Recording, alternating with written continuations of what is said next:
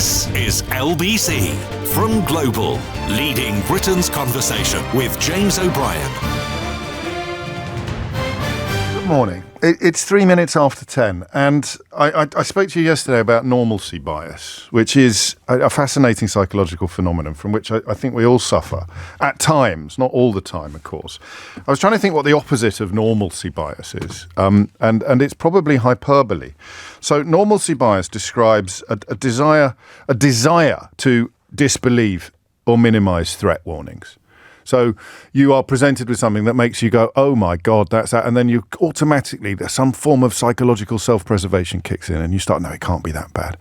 It can't I don't mean false equivalence. I don't mean BBC style two-siding facts. Here's Andrea Leadsom to claim that, the moon is made of cheese type of balance. I mean, trying to talk yourself out of thinking, fearing, believing that what you're looking at is apocalyptic, what you're looking at is deadly serious.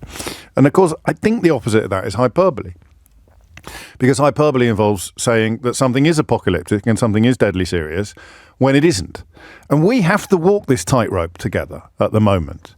I thought perhaps we were putting these days behind us when Keir Starmer got elected. I don't know how naive that was in retrospect, thinking that we're returning to days of relative stability and normality as opposed to normalcy. You're not going to have a barefaced liar in the House of Commons. Abandoned by his entire party, found to have lied repeatedly and then running off with his tail between his legs to the Daily Mail. You just presume there'll be stability. And good God, there is. Thank goodness we have somebody who, though flawed and fallible, is clearly not a pathological liar, for example, or an incurable narcissist in number 10 Downing Street, or Liz Truss. I haven't got the adjective, sorry, sue me. But you cannot for a minute underestimate the import of the moment that we find ourselves in. It's incredible, this. This is not a moment for worrying about hyperbole. This is a moment for worrying about normalcy bias. This is a moment where you have to try to silence the voice in your head that is saying, this is really bloody serious. Now, Donald Trump is lying on a scale that is almost impossible to compute. And he's not just lying. He is the online Kremlin propaganda made flesh. He is repeating the lines that your Auntie Doris's Facebook has been serving up for the last 10 years about Ukraine being responsible for its own invasion. Remember when Farage spoke about, you don't poke the Russian bear? That pro-Kremlin propaganda has seeped into so many corners now of the online world that it has, again with Trump, you don't know whether he is caught up in it or simply harnessing it for his own ends. But he is absolutely, as Sir Ben Wallace said this morning to Nick Ferrari, he is absolutely parroting Kremlin propaganda lines or propaganda lies, whatever you prefer. And that is incredible. That is not a moment for worrying about hyperbole. That the President of the United States of America is peddling Kremlin pro-Putin propaganda. It's extraordinary. Now, it's one of those mornings where I always feel like the kid in The Sixth Sense seeing dead people. I don't see links that don't exist, but I have a few stories that are not immediately, obviously relevant to what we need to talk about this morning. The first involves Elon Musk. Quite briefly, because I think this is important in terms of what people do online, what people see and what people end up believing.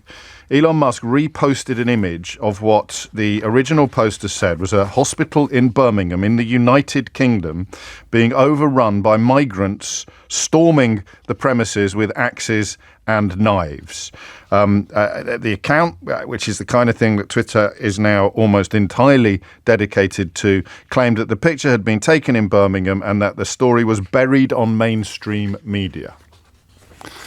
That poor woman that I eavesdropped on in Hounslow last week was adamant that the mainstream media never gives you the full story. The woman who believes that Michelle Obama is a man and that Vladimir Zelensky spends all the military aid he receives on yachts. I can laugh at her, but the President of the United States of America is now signed up to exactly the same feed. So Elon Musk shares this picture, shares this claim. Mainstream media are ignoring it. Would you like to know where the footage came from? The footage that was being described as migrants wielding axes and knives storming a hospital in Birmingham that had been buried on mainstream media. It is widely believed, I mean, it's clearly fake. It appears to be from the Batman film The Dark Knight Rises. So it wasn't Birmingham, it was Gotham City. It wasn't real, it was cinematic. And that's Elon Musk, arguably the second most powerful man in the world at the moment. Certainly the richest, using his own propaganda machine to tell you and anybody else on that site that Birmingham hospitals are being overrun by migrants wielding knives and axes. How many people believe it? With that woman I overheard in Hounslow last week when I was on jury service, does she believe it? I suspect she probably does. And then you come to the Romanian election, which is something we should probably all be reading up on rather more, because it's almost the distillation of a lot of the problems that we face.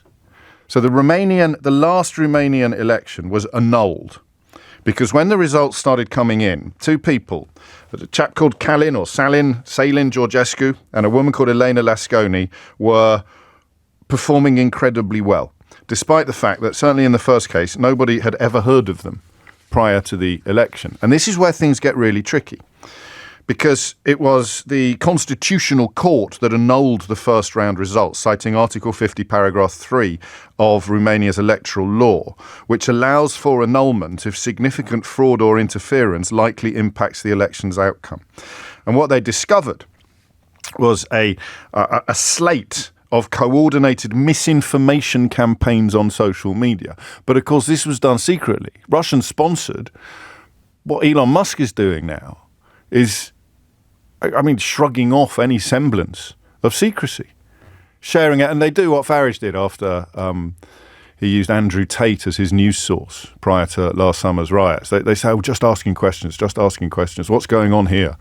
Not doing the most cursory of checks to see whether this stuff is true, but spreading misinformation on a hideous level. Social media, cyber attacks, influencing public opinion in Georgescu's favour. So I've seen him described as a TikTok puppet, with the Kremlin pulling all of the strings, but pulling them so effectively on TikTok for people primed to believe things that aren't true that they end up voting for him. The investigation, which of course is why a certain type of pundit and politician likes nothing more than attacking judges, because judges are, in some ways, our last line of defence against dictators and fascists, against oppression. That is why courts decide to annul an election because a foreign state has clearly targeted them. They wanted a pro-Kremlin candidate or even a pro-Kremlin proxy in charge or in the Romanian presidency. It's not clear-cut for me, this. That's probably the single greatest flaw with democracy, is that people who believe something that isn't true can win. Who just thought of Brexit? So you say, so Democrat, it's the will of the people, but it's the will of people who've been fed a diet of undiluted nonsense and lies. But democracy is the best system we've got. How we cope with democracy's vulnerability to the fact that you can have a win for liars, you can have a majority of people who believe things that aren't true, I do not know, because I don't think it's ethically or even politically clean cut that the Constitutional Court in Romania should have annulled this election, that this, quotes, will of the people. So we pull that together. We have the events in Ukraine unfolding. We have the events in Romania. We have the events online. We have all of these things unfolding in real time in front of us. And then you have Donald Trump overnight making it absolutely clear what his relationship with observable facts is, what his relationship with the truth is. And this is why I began this morning by talking about normalcy bias and hyperbole. Normalcy bias is a cognitive bias which leads us to believe things that aren't true because we're frightened of them being true, to disbelieve or minimize threat warnings. Hyperbole is a device we deploy best understood as exaggeration. So here is somebody saying something, oh my God, that's like Hitler. Sounds like hyperbole until it is like Hitler. And when it is like Hitler, normalcy bias kicks in and we start trying to talk ourselves out of that grim conclusion. So just listen to it for yourself and possibly register what kicks in first. Fear of hyperbole or fear of normalcy bias? I want to see peace. Look, you know why I want? Because I don't want all these people killed anymore. I'm looking at people that are being killed, and they're Russian and Ukrainian people, but they're people. Doesn't matter where they're from on the whole planet. And I think I have the power to end this war. And I think it's going very well. But today I heard, oh, well, we weren't invited. Well, you've been there for 3 years. You should have ended it 3 years. You should have never started it. You could have made a deal. I could have made a deal for Ukraine that would have given them almost all of the land, everything, almost all of the land, and no people would have been killed, and no city would have been demolished, and not one dome would have been knocked down. This could have been settled very easily. Just a half-baked negotiator could have settled this years ago. When they're worried about not being seated, you mean somebody that should have gone in and made a deal a long time ago? You could have made a deal. This is one that could have made a deal. There was no talk of this during the Trump administration. Putin would have never, ever done it. 10:15 is the time. So there it is. Donald Trump has blamed Ukraine for being invaded by Russia twice. Donald Trump has claimed that Volodymyr Zelensky is somehow responsible for the continuing carnage that has come about as a consequence of him defending his sovereign territory from the rapacious, imperial, murderous ambition of Vladimir Putin. It's incredible. So what question do we ask this morning? I mean, there's one in the back of my mind that I am frightened to articulate. The other element of domestic politics that pops into my brain at this moment is the mockery of Kemi Badenoch. But she has clearly calculated that appealing to this radicalized online right who believe all manner of lies is going to deliver political success for her in the way that it has done for Donald Trump and may yet do for other far-right, I mean avowedly far-right political movements in other European countries. When Americans tell lies about Britain, often racist lies about Britain, it's designed to scare the horses. It's to make people think, gosh, I better, Donald Trump can protect us. We won't end up like this, even if it's not true, the thing that they're frightened of. They do it about their own country, but about foreigners in their own country. They're eating the cats, they're eating the dogs. And I will protect you from these marauding hordes, these foreigners. Look at what's happened in Europe. What I don't understand is how anybody who is living in Europe can join in. It is arguably the least patriotic act imaginable when a foreign politician tells lies about your country to agree. So when Kemi Badenoch talks about Western values being imperiled, disappearing under threat, maybe she's a member of the radicalized online right. Maybe she believes all this stuff, spends so long on social media that she can't even find the time to stick her head out of the window and just have a little look around. But that is where we are now. And the question I don't want to ask you is whether or not it's already too late. Whether or not Vladimir Putin has actually won. And Ukraine is just the final piece of the evidence jigsaw. Because for the President of the United States, expressing disappointment that the Ukrainian leader was unhappy about being left out of talks between the US and Russia over the ending of the war in his own country, when he talks about Ukraine ability to have made a deal in order to have somehow averted war in the very beginning, when he essentially repeats Kremlin lies about the necessity and inevitability of invading, you kind of think that it's, for one part of this board, if it were a game of Risk, that's over now. The Kremlin and the White House are aligned. And yet Ukraine was a moment of, I'm going to say, political beauty in this country. I know that there are caveats, but forget the caveats just for a minute. The effort that the people of this country, the citizenry of this country, put into helping refugees, even when the government didn't really step up to the plate very effectively, ordinary people did. Like the kinder transport, the government, history doesn't often relate this, but the government was pretty delinquent when it came to helping Jewish children out of Nazi-occupied Europe. But real people, families, stepped up to the plate, made financial pledges and housed and homed people. And the Ukrainian refugee exodus was, I think, possibly the biggest we've ever undertaken in this country. People listening to this program from Ukraine, still living here. People listening to this program still got refugees living in their house from Ukraine. Everyone agreed. It was a moment of political unity at a time when we thought such a thing had become impossible in the aftermath of Brexit, in the midst of ludicrous confected culture wars, in the dog days of footballification. Ukraine was the thing we all agreed on. Putin is a menace. Ukraine deserves support. And now the President of the United States, historically our greatest ally, is saying the polar opposite. It's all Zelensky's fault, and he's got no right to be at the peace talks. Is it? You never stop fighting. You can't stop fighting. You can't look into the eyes of people like Marina Litvinenko or Vladimir Kara-Murza or Yulia Navalny, as I have done in the last 6 months, all three of them. You can't look into the eyes of those people and say, we need to stop now. We need to give up.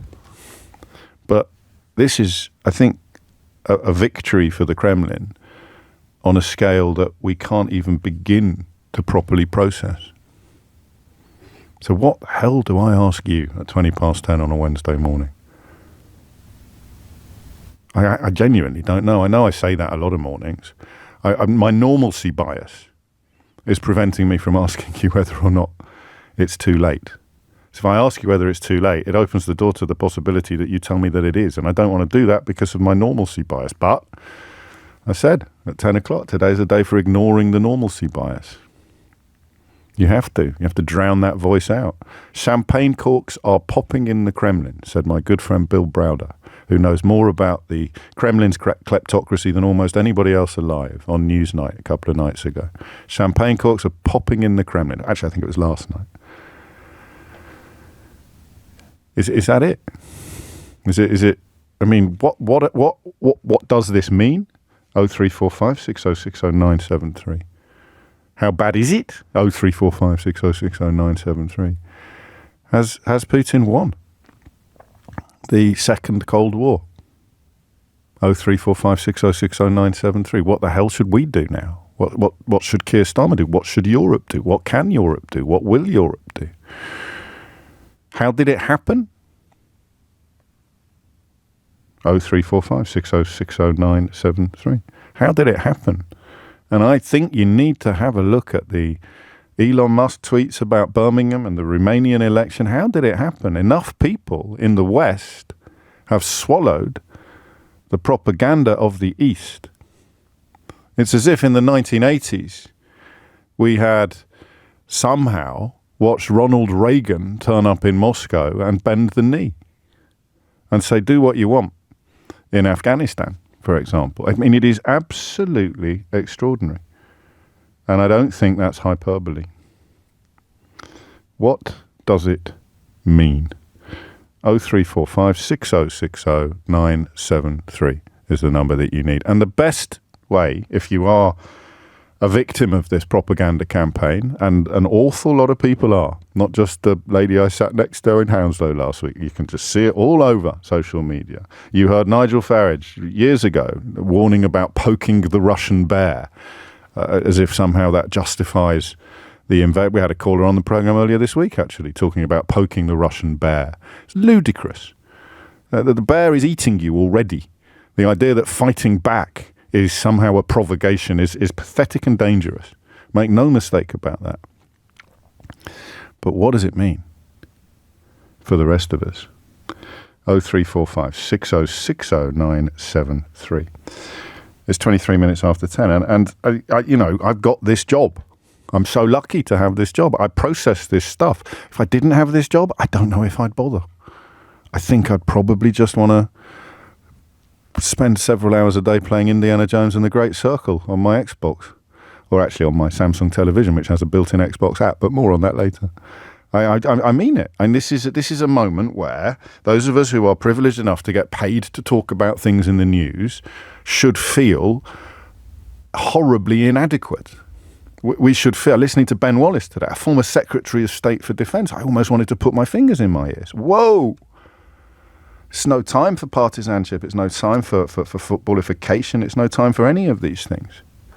And there'll be people queuing up. Let me just go into the inbox. There's people who believe it. Here you go. Here's Paddy. Trump is right. For 3 years, we have witnessed the consequences of war with lives lost and a lack of diplomatic... So here's the question, right? If Vladimir Putin invaded England tomorrow, how much of it should we give to him? There it is, Paddy. How much? Birmingham? Basingstoke? Bolton? Burnley? I wonder how long I can keep this up. Billericay? Brighton?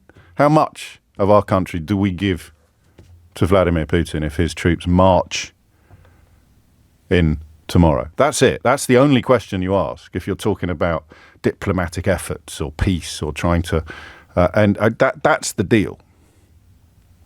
And although you never get total victory, really, in the way that we did in the Second World War, quite often things will have to be negotiated. What you don't do is go into the negotiations holding hands with the aggressor and telling the victim that he's not allowed in the room. And then Donald Trump talks about being disappointed that Zelensky has expressed unhappiness about not being allowed in the room. Another caller this week introduced us to the phrase, they talk about us but without us. Happened in 1938. Hey-ho. Quick word from Jack, who says, as a Devon man, I'd be quite happy to see... I'd be quite happy to give up Cornwall. And I do love you when you make me laugh in the middle of really serious stuff. And Jack's been in touch to say they can have Clacton, surely. Someone else has suggested they've already got it. It's 25 minutes after 10. You're listening to James O'Brien on LBC. What does it mean? What does it all mean? And what on earth do we do? James O'Brien on LBC. That was a really long introduction. That was erring into record-breaking spaces, and Esri and Beryl both waiting to talk to me. But I mean, glancing at the clock, I've only got a minute before the news, so I'll fill that minute, and then we'll start taking calls immediately after the very latest news headlines, because there are a couple of other things I want to bring to the table. The first is, again, close to unbelievable. Saudi Arabia wanted Ukraine present at the US-Russia talks. So Mohammed bin Salman, perhaps best known for murdering journalists and other crimes against humanity, obviously didn't do it himself, he has reportedly felt queasy about the exclusion of Volodymyr Zelensky from these peace talks. I mean, what an incredible accumulation of horrors we are witnessing here. So the Crown Prince Mohammed bin Salman wanted Volodymyr Zelensky to be present at these talks. Bloomberg has reported. And essentially, they were told by the United States and Russia that that was not on. That was not possible. And that moment there is where you think, no, this isn't hyperbole. How do you describe that? The person hosting the talks can't conceive of a scenario in which the representative of the invaded country is not present at peace negotiations. But the two most powerful countries in the world, possibly China's probably got something to say about that. Say, no, don't be ridiculous. We're here to do a deal with each other. We're here to do a deal with each other about Ukraine. We're not here to do a deal with Ukraine. We're here to deal up Ukraine. James O'Brien on LBC. How are we to respond? I say we loosely. At least Keir Starmer is what you might call a normal politician. He's not a demagogue. He doesn't deal in hyperbole. He doesn't lie to you. He doesn't lie to the House of Commons. I know some people think that breaking election pledges is the same as lying to the House of Commons about everything under the sun. But you know what I mean. These things are not comparable. They are not comparing apples with apples. And he is. Our politicians are all diplomats. They act in the national interest. They're not journalists who can call a spade, who should call a spade. Sadly, we live in an era where many people in my profession do the exact opposite. That's part of the problem that we're chronicling this morning. Like quite a few of you pointing out that Brexit was a dress rehearsal for the Romanian elections, which their constitutional court had the cojones to annul. But what on earth do we do in this country now that the Kremlin and the White House are in lockstep with each other? First of all, over Ukraine, but then presumably over everything. Esri's in Barry in South Wales. Esri, what would you like to say? Good morning, James. I hope you're well. I'm very well. Good. What I'd like to say is that I think that that first and foremost, we need to get our media singing off the same hymn sheet, because there seems to be a lot of Russian propaganda propagating through our mainstream media. We also need to start taking actions, and I would even call upon the reality that we need to confront Russia. And it's not just this country, the rest of Europe needs to be doing it also. Because if Ukraine is split apart and it is picked up by both the Russians and the Americans over its resources, such as the 500,000 metric tons of lithium ore that currently reside in Ukraine, basically it'll be a dress rehearsal. Georgia will be next and Moldova afterwards. I'm back. I'm sorry to keep using these two phrases. Normality bias probably comes off the tongue a bit easier than normalcy bias. So I want to push back against you. I said, well, let's not get carried away. Don't be ridiculous. But people said the same about Crimea. So if he gets away with this, what'll be next? Probably Kyiv, probably the rest of Ukraine. Yeah, and it's not just that, James. I think that in reality, we've been in a very extended phony war, similarly to the 1930s. And we have got to get it into our heads now that Europe has been in a state of this phony war. It's been occupied. It's been occupied. Intellectually occupied. There are people in politics and in the public who believe the Kremlin's bogus version of events. And whether Donald Trump believes it or not doesn't matter, does it? Because he is spouting it. Whether he's doing it dishonestly or quotes honestly, end quotes, doesn't actually matter. And the thing is, when you say about intellectual occupation, we also, first and foremost, I think X needs to be thrown out of Europe and the UK. We also need to start asking ourselves questions over our own media, such as GBN News, and others that also spout very pro-Putin-esque. But then you get accused of censorship, don't you? Then you get accused of really, it's been true since 2016. You shouldn't be allowed to say things that are demonstrably untrue. And if you do, the next time you come on telly, you should be hit over the head with it until you say sorry. And that just never, ever happens. Yeah, but we all know the lies that happened during Brexit. That, I would say that they were basically they were criminal in nature. And as far as I'm concerned, there should have been a full investigation into the lies told of Brexit, and people should have faced criminal prosecution for it because they openly lied to the British public. They could defend. I'm not going to defend them, but it doesn't become a lie until after it has happened. So Jacob Rees-Mogg told us all sorts of nonsense on this program. Lots of people cheered and thought he was a genius. It's all been proved wrong. It doesn't make him a liar. It makes him an idiot. You can prove that he's an idiot. You can't prove that he knew he was wrong when he said it. But this is hair splitting. Just on the X thing, I'm fascinated by this because I haven't been on there now for weeks. The only time I see it is when it breaches my news threshold. So the story about the brouhaha brewed up on social media about this hospital in Birmingham with Elon Musk posting footage from a Batman film. Elon Musk posting it, not Billy Buncher numbers with a bulldog avatar, but Elon Musk retweeting it. That how deep do you think that's gone into it? Because those are the people that I think Kemi Badenoch is appealing to. I sit here baffled by who on earth these ludicrous speeches are designed to appeal to. Absolutely. It's like Elon Musk also posted on X. He also posted he thinks that the Prime Minister, Sir Keir Starmer, should be arrested and thrown in jail, and that Britain and America needs to liberate Britain. Are you sure? Yes, he did. And I don't, Dash. Why do I doubt you? I mean, it doesn't even sound unlikely. And he also posted that the English Channel should be renamed the George Washington Channel. I mean, it's just bants. It's just a bit of fun until it isn't, until you actually end up with a president, as Romania almost did, who is a creation of this online universe. It's interesting you talk about war, and it's interesting that you're in South Wales, because it was there that Carol Cadwallader first put together her thinking on this subject, looking at how people had been persuaded to punch themselves in the face in the ballot box to literally vote against their own obvious and provable interests, and concluded that we were already at war. That Vladimir Putin had declared war upon the West, designed to destabilize in order to facilitate his own imperial ambitions, in order ultimately to protect all the money that he's stolen from the Russian people. He has to keep pushing forward like a shark. I don't think anybody foresaw the day when the President of the United States would be in his slipstream, doing whatever he was asked to do. I don't know if you were listening on Monday. We spoke to Lee, who works in rehabilitation in Ukraine, goes to help soldiers who have been injured on the front line. He was the one that spoke first on this program about appeasement being too weak a word and alignment being what we were really watching. If you thought that Lee was being indulging in hyperbole, if you were indulging in normality bias and thinking Lee kindly, generously thinking Lee, that's a bit hyperbolic, then look at what's happened in the last 2 days. You've got Donald Trump blaming Ukraine for getting invaded. He's there now. He writes, I'm in Ukraine, I'm in the rehabilitation centre. I'm literally looking into the eyes of soldiers and civilians who've already paid the highest price for Putin's war of aggression.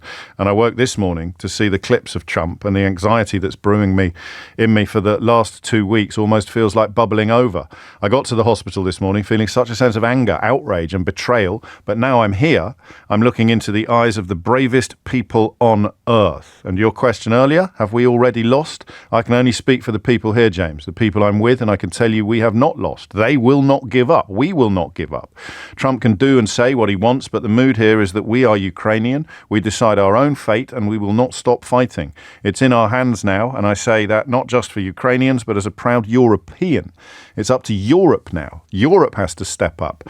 I pray that they will do so, but if they don't, make no mistake, we will be fighting the good fight here. I arrived in Ukraine 3 years ago at the border with hundreds of other international volunteers. We knew then that we were on the right side of the history, and we still feel that now. In the words of somebody quite famous, we will never surrender. Putin hasn't won. These people will never win. We believe that good will prevail, and any Ukrainian will tell you we've been fighting this war for centuries. It's just another tragic episode in a long history, but nobody can force the people here to give up the fighting spirit that is in their hearts. And as every one of these people will tell you, we are fighting now so that our children don't have to. They want peace, of course. Believe me, they want peace more than anybody, but not at any price. And until their future is secure, the fight will not be over. Beryl's in Wisbech in Cambridgeshire. Beryl, what would you like to say? Oh, hi. We've got to be strong here. We've got to step up. I just want to say something about Trump saying about all the deaths and that, and he thinks that's awful. And I think you're going to like this. If he thinks death is so awful, why in America is he not doing anything about the gun laws there, where all the mass murders of school children? I mean, it's a very good question. I know. I don't expect you to answer it. Well, but also I don't know how relevant it is today to the question of what we do about this extraordinary alignment of the White House with the Kremlin.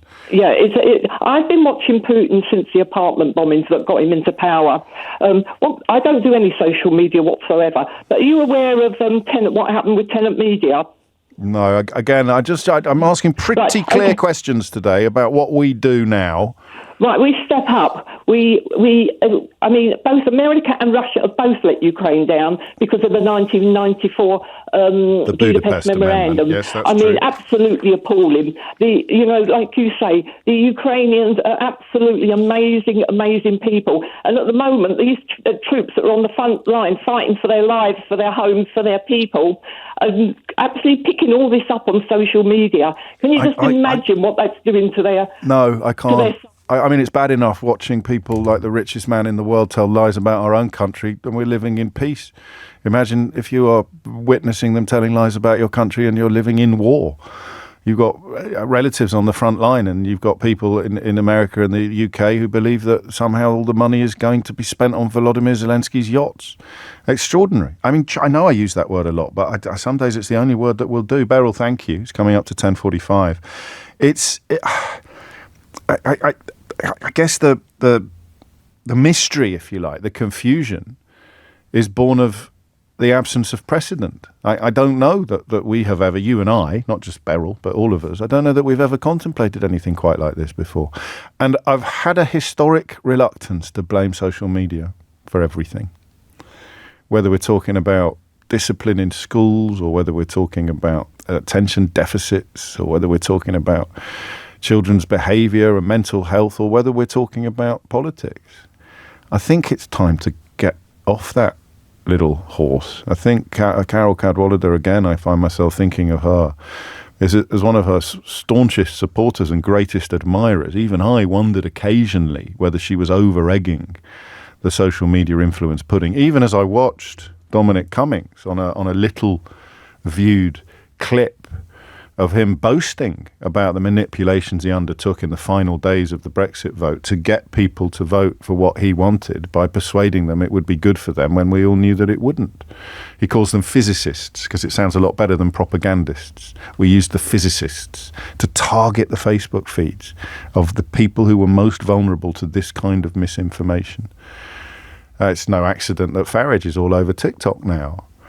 Maybe that is the biggest element, the biggest lesson that we learn from what is happening here and what has already happened in Romania. It's not just the kids, it's everybody, up to and including a woman on jury service in Hounslow in 2025 who believes the maddest pro-Kremlin propaganda because it is literally all she ever sees on her feed. It's all she ever sees on her social media. Whether Donald Trump believes it or not in the way that these people do, and I've got a few texting me today, but not many, whether Donald Trump believes it like they do, I don't know. I personally don't think he does. I don't think Elon Musk believed that the footage he was looking at from a Batman film was actually from a hospital in Birmingham. But it works. It serves a purpose. It gives them fuel to stoke the flames of fear that need to be burning brightly so that the richest people in the world can continue to rob everybody else blind because they're so busy attacking each other. In this case, foreigners or Muslims or migrants or whatever it may be. Europe is on its knees. The only bit I don't get, and I'm feeling, I like that feeling when some of the dots start connecting. The only bit I don't completely get is why a British politician like Kemi Badenoch would join in with this hideous and dishonest depiction of her own country, of our own country. That's the bit I don't get. But maybe I'm being naive again when it comes to the seductive power of self-importance and a desire for influence. 10:46 is the time. The phone lines are open. 03, you could be forgiven for not realising. 0345 6060 973. In a way, the question today, the question that runs through every element of this conversation is how big a deal is this? But I'm perilously close this morning as I watch Volodymyr Zelensky delivering, I think, a live conference. We'll take some of that as soon as we've got a translation in place, if indeed we need one. I'm perilously close to thinking that question is rhetorical. How big a deal is this? It's the biggest deal, James. It's the single most important element of international relations that you've discussed on this programme in 20 years. Really? Is it? Go on. 0345 6060 973. Tell me that it isn't. James O'Brien on LBC. 50 is the time, knitting it all together, and it's not a pretty picture, but at least it's a slightly easier one to process than when all of these threads remain separate, when all of these stories remain disparate. I recommend an article. I'll try and stick it on Blue Sky later from the Foreign Policy Research Institute, which is a 10-page analysis of what happened in Romania at the end of last year. I think that's crucial to understanding what is happening in real time on social media and the influence that it is having, IRL, as the kids say, in real life. Because the radicalized online right are now in charge of the United States, but they were radicalized by Russia, by the Kremlin. And that is why Lee, who is currently in Ukraine, working with injured soldiers, that is why he on Monday told us to stop using the word appease and start using the word align, to stop using the word appeasement and to start using the word alignment. 10:51 is the time. I know that the Mayor of London, Sir Sadiq Khan, was speaking to the Mayor of Kyiv yesterday, Vitaly Klitschko, the former boxer, and will be joined by the Mayor of London in the next hour. In fact, he's taking calls, so my switchboard's a bit busy at the moment. I'll give you a quick whistle. I'll give you a quick heads up the minute you can ring in with your questions for the Mayor of London, whatever they may be. And remember, it's one of the few UK politicians, one of the few Labour politicians to remain alive to the damage that's been done to this country by the vote in 2016, which was a consequence in some ways of precisely the sort of manipulations that have seen the Romanian Constitutional Court annul an entire presidential election. You see what I mean about knitting threads together. Vince is in Farnborough. Vince, what would you like to say? Hello, James. I'm sorry to say that I think that this really is the biggest thing in my lifetime in terms of the world order. I think that the world order that my parents' generation fought and died for, to establish freedom and some sort of sense of justice around the globe, is over. I'm afraid to say that America and Russia are now going to carve up the entire world, along with China, obviously, between them, and that anybody who doesn't have enough military strength to stand against them is just going to be ignored. Oh lordy lord. My impulse is to push back a bit. My natural impulse, a psychological self-preservation, says, it's not going to be quite that bad. I don't think, for example, that Putin is ever going to send troops into European Union countries. I don't know about that. I wouldn't trust it. The only thing I would trust is being strong enough to repel him if he did. And that is why, the redrawing of the New World Order involves no longer relying upon the United States of America and coalescing around Europe instead. Yes, exactly. Did you ever understand why we were supposed to be so spooked by the prospect of a European army? I remember when Farage spoke of little else, and I always found myself thinking, hang on a minute, surely it's the armies we're not in that we need to worry about. I'm not sure whether I really don't understand that. I mean, if you think back to the Second World War, we had a European army in the sense that anybody who came to England and joined with it and fought against the common enemy. And we have now a common enemy again. It looks that way. And the enemy is in bed with our historical closest ally. It is that hyperbole alarm. It's not ringing yet, Vince, and you went in pretty hard. And that is probably the message, isn't it? If the hyperbole alarm isn't ringing as we discuss the potential impact of these moments. Michael in Ruislip joining in. You're correct. This is the most important moment in 20 years. Can I remind you of your discussion with Lawrence Rees? Yep. We have said that we are standing side by side with Ukraine. That means we are targets. We are targets of Russian aggression. We already know it. We've already felt it with all these cyber attacks. And not just cyber attacks, Christine, but actual attacks on the Skripal family in Shrewsbury, which of course left Dawn Sturgis dead, and on Alexander Litvinenko in London. Russian operatives coming to this country to kill people. Exactly. And you know something, it's about time that we start linking up more with Europe. We need to rearm, and big time.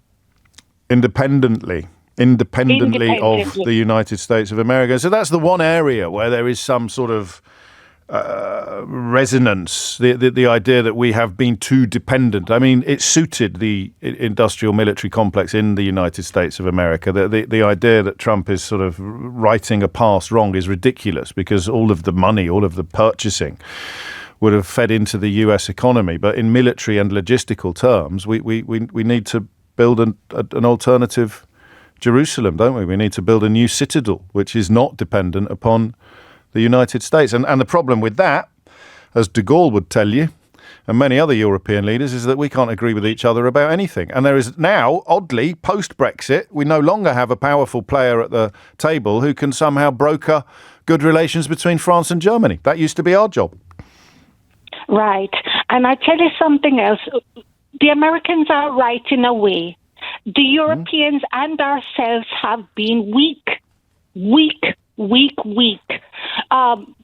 Maggie Thatcher said that the European leaders were weak back in her day, and they are still weak now. We have to show strength and stand on our own 2 feet. I agree with you. Yes, we have to. I don't know that I'd use the word weak. I think naive or complacent. And that's why we began the week speaking about a historian called Francis Fukuyama, who talked about the end of history, who thought that when the Berlin Wall came down and the Cold War was over, the ideological battle, the 20th century ideological battle between extremes, whether they are Marxist in origin or fascistic in origin, between extremes and between liberal democracy, was over. And I don't think Francis Fukuyama would write that today. So I mean, it's just words, Christine. It's semantics, but you know, we can go with weak. It does the job, doesn't it? I'm just trying to. So I've got an imperfect picture of the front of Lawrence's book that we were talking about before. But chapter 4, after spreading conspiracy theories and using them and us, you turn your leader into a hero. Yep, and yet then you corrupt the youth. Now, chapter 4, corrupting youth. Chapter 5, conniving with the elite. Chapter 6, attacking human rights. Chapter 7, exploiting faith. What do you think Nigel Farage meant yesterday when he said that Judeo-Christian people need to have more children?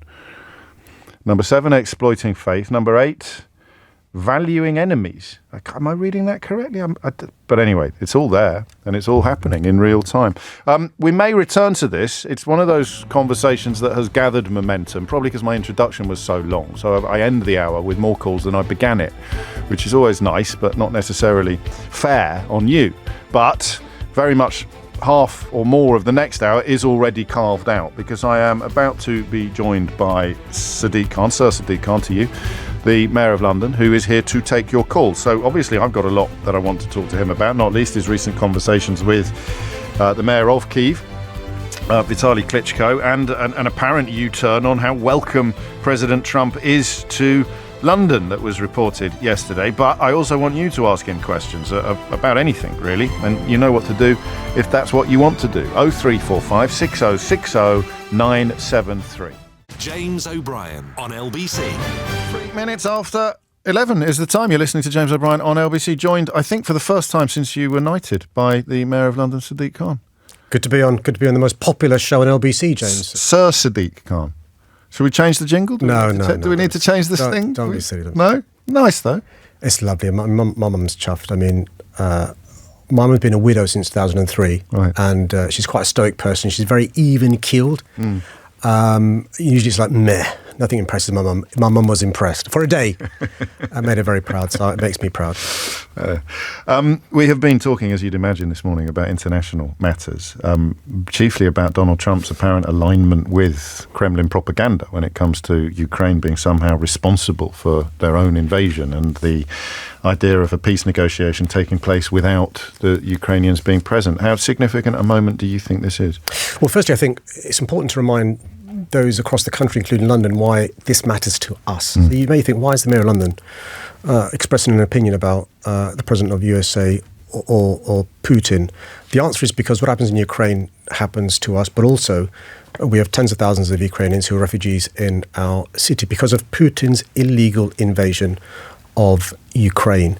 And what beggars belief is for the President of the USA apparently rewarding the aggressor, not just in terms of giving him the 20% of Ukraine that they currently occupy, but also somehow blaming President Zelensky for what's happened over the last few years. I spent yesterday, you mentioned earlier on, the afternoon with Vitaly Klitschko, Mayor Klitschko of Kyiv. This guy was a brave boxer, a hero as a boxer. He's even braver as the mayor of Kyiv, James. And when you hear the stories of those who've lost their lives, those who are bereaved, those who are amputees, the suffering in Kyiv and across Ukraine, and somehow blame the Ukrainian leadership, it beggars belief. But also the idea that you'd have, Putin's team and Trump's team having conversations about Ukraine's future without President Zelensky or Ukrainian people is just bonkers. How did a politician like Klitschko respond to that simple reality? One of the reasons he's here Yeah. is to make sure we remind ourselves of what's happening in Kyiv and Ukraine. Vitaly is somebody who knows Donald Trump from his days as a boxer. Both him and Vladimir, his brother, were world champions. And he's really keen to get across the suffering that's still taking place, the loss that's taken place over the last 3 years, but also there can be no solution Ukrainian people and the Ukrainian leadership. You have, however, reversed your opposition to a UK state visit for the American president, according to the Evening Standard. No, my position is quite clear. Look, Sky News yesterday. Look, my position is quite clear. There are many things that I disagree with President Trump about in his first term. He's now won a victory for a second term. I disagree with many of the things he has said. And if he comes to London, I'm keen for him to see why he's wrong on so many issues. I think diversity is a strength, not a weakness. I'm keen to take him to a mosque, a synagogue, a gurdwara, a temple. I'm keen for him to meet really proud Brits who are also Muslim or Hindu. Dare I say, some Englishmen, including former prime ministers. And so that will be one of the objectives, I think, of him coming to the most diverse city in the world. I should say the phone lines are open, 0345 60 60 973, if there's a question you would like to put towards the Mayor. But I want to ask you before that about social media and the possibility that we've underestimated the role that it's played in recent events, because, not least because what Donald Trump has been saying about Ukraine could have come straight out of a St. Petersburg bot factory. And you'll know about the presidential election in Romania being completely manipulated by a foreign state, according to their own constitutional court. You are something, it struck me, when I remembered you were coming in today, you're something of a canary down the coal mine on this stuff, because I remember in the midst of the ULEZ introduction, or the controversy that preceded its introduction, there were claims online on Twitter, on X, that Muslims and minority religions would somehow be exempted from the congestion charge. There were even fears that there could be a paid-for campaign using fake accounts to amplify this sentiment. I did an event with you where I saw that spilling over into real life in hideous and verbally violent fashion. That is relevant, isn't it? That the way that these things could take hold on an issue like ULEZ has now been almost magnified onto the international stage. I'll give you two real life examples in this country. ULEZ is an obvious one that you pointed to. I'll give you two other ones. 6 months ago, we had riots in many towns and cities across the country because of lies told on social media about the horrific murders in Southport that led to riots in towns and cities across the country. Today, a report's been published by a group called Tell Mama. And what they have said is there's been a massive increase in anti-Muslim hatred. And they link it with some of the tropes, generalization, stereotypes, untruths told on social media. This, inverted commas, medieval culture coming into our country, attributed to Robert Jenrick, by the way, the Shadow Lord Chancellor. This talk about the importance of, quote unquote, preserving British culture, the leader of Her Majesty's official opposition. You know the stuff a former vice chair of the Tories said about me and so forth. And I think what we've got to understand is language matters.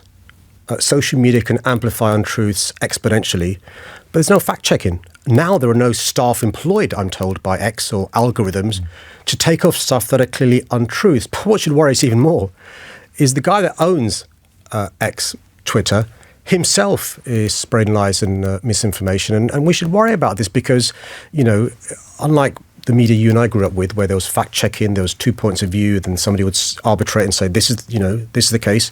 It doesn't happen now. And my real concern is young people across the country growing up watching TikTok or X, only having one version of the truth, which is untrue, with no fact-checking. And they believe this lie. And that's why it's so important for politicians to be careful about the language we use. It can be a source of good and positivity and also a source of bad and negativity. Does the government need to do more? I think they should. Listen, by the way, can I say this?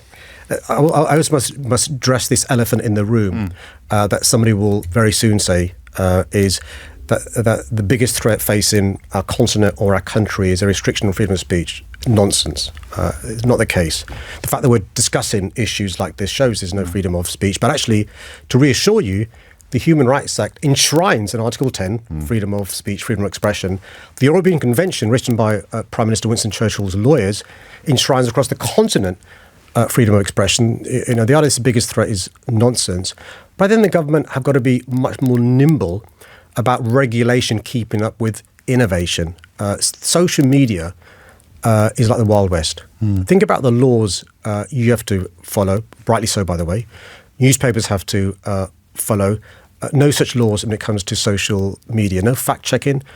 Someone's got to take the lead on this, though, haven't they, internationally? And they'll bring down a heap of trouble on their heads. You saw who was sitting behind Donald Trump at the inauguration. It wasn't the cabinet, it was all the tech bros. Yeah. Someone's going to have to pick a fight with them at some point. Do you think it will be your friend Sir Keir Starmer, your fellow Knight of the Realm? I hope so. Look, you saw a U-turn from, Facebook, who basically, once they knew that, President Trump had won the election, made redundant all those fact checkers and the verifiers that previously existed on Meta and Facebook. So, the Wild West is getting even wilder. And that's why it's incredibly important for somebody to take the lead. And, you've now seen over the last few months our new Prime Minister, Keir Starmer, getting back on the international stage, meeting with EU leaders. Next week, meeting with President Trump. We vacated the pitch. And I'm really pleased Keir's back on the pitch because we can influence issues that cross borders. Regulation of social media is just one of them.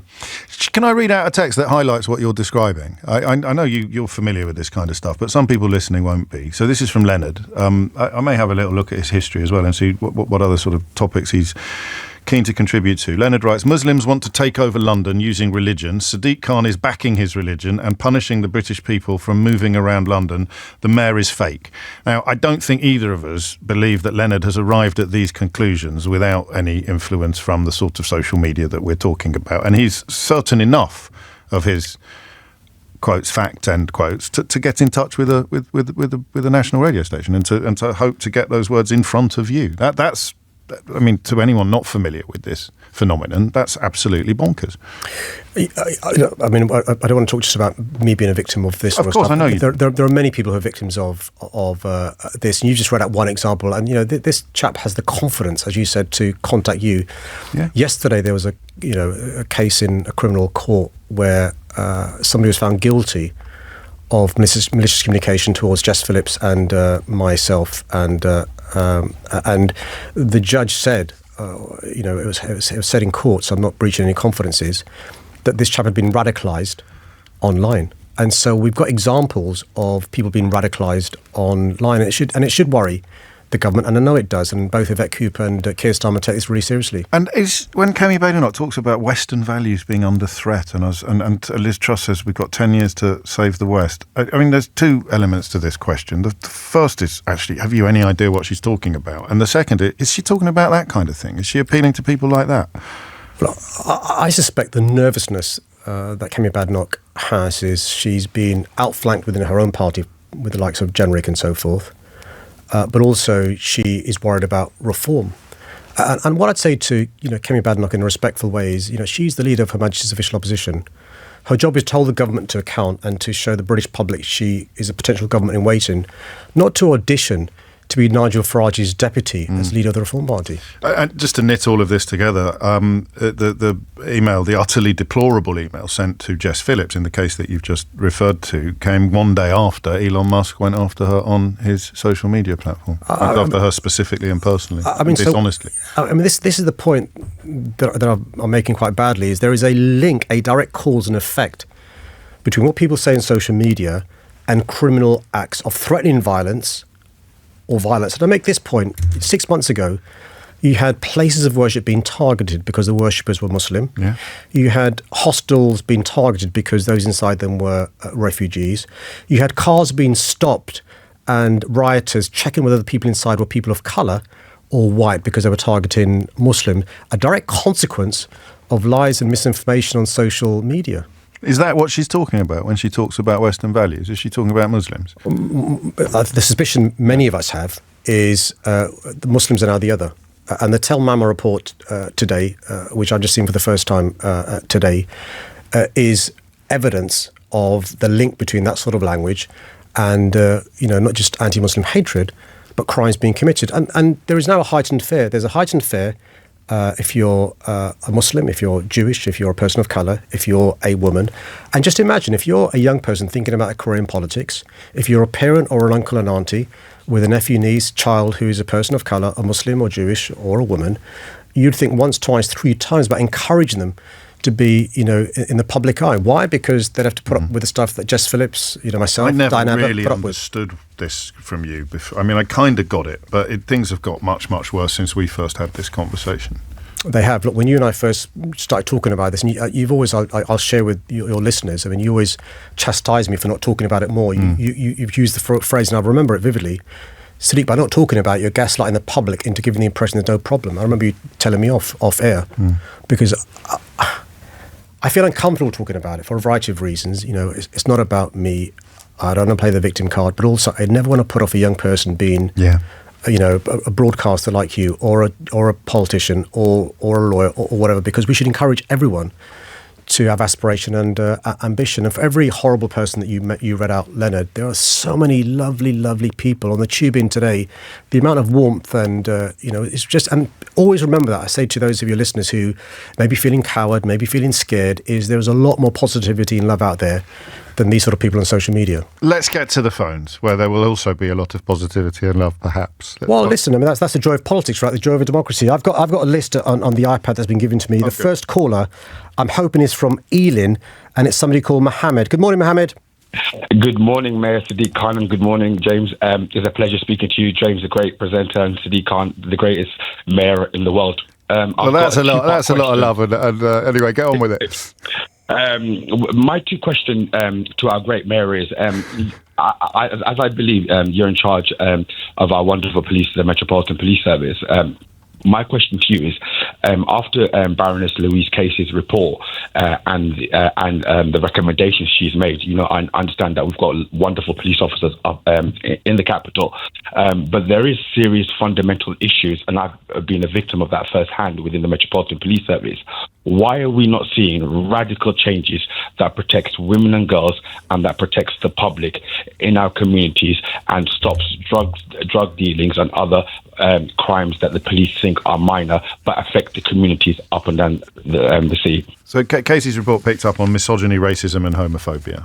It did, but Mohammed, but also to mention the issues that blight our communities, drug dealing and criminality and so forth. So look, Mohammed, firstly, thank you so much for reminding everyone that we've got fantastic officers who work incredibly hard and risk their personal safety to keep us safe.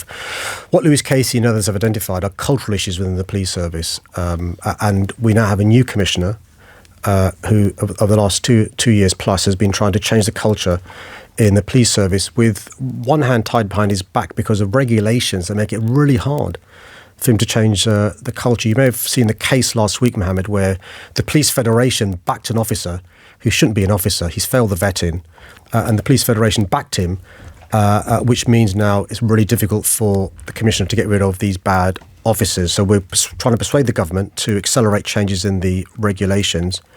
But I'm determined to make sure we have a police service that's anti-racist, anti-misogynistic and anti-homophobic. And this Commissioner is determined to do that at the same time as bearing down on the crime that you mentioned, drug dealing, violent crime and so forth. And, I meet victims of crime on a regular basis, and it breaks my heart when I meet with them. And that's why we're committing to more neighbourhood policing, more public protection, more quicker response to crime being reported. There's a programme now in every basic command unit across London where there is a team targeting those men who perpetrate violence against women and girls.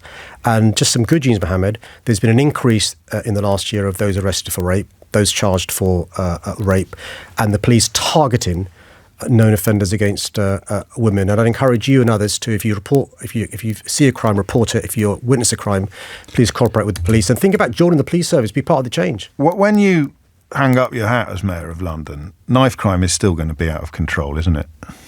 Well, it depends how you define knife crime. So since I've been mayor, our population has grown by more than 1 million. Those young people injured with a knife has gone down in London. Homicides have gone down in London. Teenage homicides last year, James, were the lowest they've been for 11 years. Those killed below the age of 25, the lowest since 20 years. Lethal barrel discharge down, but crime is still too high. And that's one of the reasons why I'm really pleased that this government we're working with me, given the biggest increase in police funding we've received since the history of the Met Police Service. Still not enough though. Why? Because we've lost £1.1 billion from our funding. Youth clubs have closed down. So we've made good progress, not enough though. What would success look like? And you can't, obviously, we're never going to live in a world where there is no crime, but at what point would you not tell me that you're not getting enough support and you're not getting enough money? When would... I think there'll be a time, I mean, if the Commissioner was here with me, what we both say, I think, at the same time, is you can't undo 14 years of cuts in one budget. And so what I'd want to see is the black hole there is in the Met Police budget filled. And so the big prize for us, James, is the spending review next June. Are we going to get a 3-4 year deal that fills that gap? We want more police officers, more police staff, more decent kit, but also more youth clubs, more youth workers, more young people being kept busy. We are making progress, though. Look, so you speak to colleagues across the globe. Homicides in London per capita is less than New York, LA, Chicago, Paris, Madrid, Barcelona, Toronto, Berlin. Young people injured with a knife is going down year on year, but we can do even better. Thank you, Mohammed. Let's go to you go to the next caller. The next caller is from Hackney. Good morning, John. Hello. Good morning. Can you hear me? Loud and clear, John. Yes. Good morning, Sadiq, and good morning, James. Hello, mate. Yes. We've got a big problem with the market in London. I'm on Walthamstow Market, and it has been dying for years. The St James Street end of the market is totally empty. We've had representations with the council over a number of years, and we're wondering what you can do to actually support the market and get them flourishing again. John, what do you sell? I do Caribbean food. I actually do a jerk chicken sausage and chipolata, which is probably the only one in Europe. It's halal. What's it called? What's yours called? Jerk Fusion Caribbean. Jerk Fusion Caribbean in Waltham. So look, John, so Waltham Forest, in my view, are really trying really hard to try and invigorate the market and the high street. You'll be aware of the campaign they had to keep the cinema in Waltham Forest as well. We work closely with Waltham Forest. We support them financially. We support them in terms of planning. But there is a big challenge, John, across London, I'm afraid, and across the country, of fewer people using markets than when you and I were growing up in this city. I had in Tooting a great market. There's now a renaissance of Tooting Market and Broadway Market. We had down the road Brixton Market, and the real culture of going to the market. Many people now, get food in a different way. So what we're trying to do is support market stall holders in relation to a number of things: rents, keeping them as low as possible; assistance with a public realm to make it attractive, but also helping you with marketing to get a new generation of customers coming to your market. And we're working closely with Waltham Forest, as I said, who are trying to increase the pedestrian flow of people coming through. And I make this point, gently to those who are, anti-walking and cycling and public transport. If we encourage more people to walk, cycle, use public transport, that footfall to your market, which I know pretty well, will increase, which means people will walk past your market, smell the fragrance of the jerk chicken, and maybe stop off and buy one, rather than just being in their cars, jumping from home to work and so forth. So lots of things we're doing in relation to this, and we'll also be announcing very soon, John, a source of funding for markets and high streets to apply for to reinvigorate their high street, and I'm hoping that Walthamstow Market will apply as well. It's the oldest or the longest, I think, street market in Europe, Walthamstow. Yeah. 1885 it was founded. How much of it, though, John, is the same reason that high streets are suffering? Is it a lot of people are doing all their shopping online, and you need people to be out doing their shopping in the market? Yes, it is. What we're finding is that most of the stuff is online Yeah. For me, it is the online business, but they do take 40% of our business plus VAT. So we're always trying to advise customer that they will save 30% literally if they come inside of a shop. But we find that with Walthamstow, they concentrate on the top end of the market and not the bottom end of a market. Hence, if you come down to the bottom end of the market, the question I get asked the most is, where is Walthamstow Market? Because there's no stalls down there. There's nothing at all down at the bottom end of the market. And every time we have meetings with the council, we've been promised stuff which never comes to fruition because they just say that we don't have the money. We don't have the money. We don't have the money. We need either private investment or the mayor to step in and say, right, from now on, the funding that we're going to give you for a market, you don't turn up at these meetings and tell the businesses and the stall holders what you're doing. Because what we've found is that we turn up at the meetings and they're just telling us what they're going to do. And we've told them before that if you're going to do that, you might as well just put it inside of a magazine and give it to us. Stop wasting our time, John, because everything you've done over years has failed. Yeah.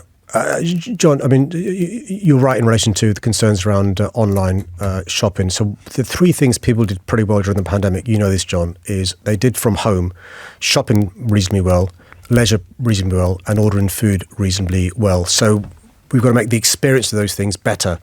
We've got to increase footfall, which is the prize for you. Once people start walking past your market, you'll get more customers. What I'll do following this call, John, is I'll speak to Waltham Forest about what more we can do in relation to keeping your market vibrant, but actually reversing some of the decline that you're talking about. One of the challenges is, John, to get more people using that high street, walking down it, so they can go and buy some, fruit and veg from the stall next door, go and buy something else from the store next to that, and then smell your jerk chicken and stuff. But let me take this away because we've got a piece of work which we'll announce pretty soon, supporting high streets and markets are an integral part of that. Rickshaws have been in the news a bit. Can you not just get rid of them all? Get rid of the rickshaws, the pedicabs. Pedicabs, yeah. So what the government has finally done, and we support the government for doing this, is allow TfL to regulate pedicabs. At the moment, it's the Wild West.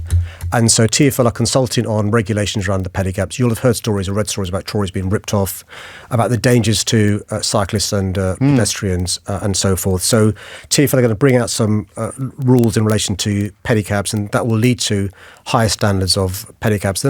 They won't be banned altogether, but those higher standards will lead to those who aren't following the rules not being allowed to have a pedicab. Fair enough. Get some live music down at the markets. I didn't say that Walthamstow was the oldest. I said it was the longest street market. Do you know what the oldest one is?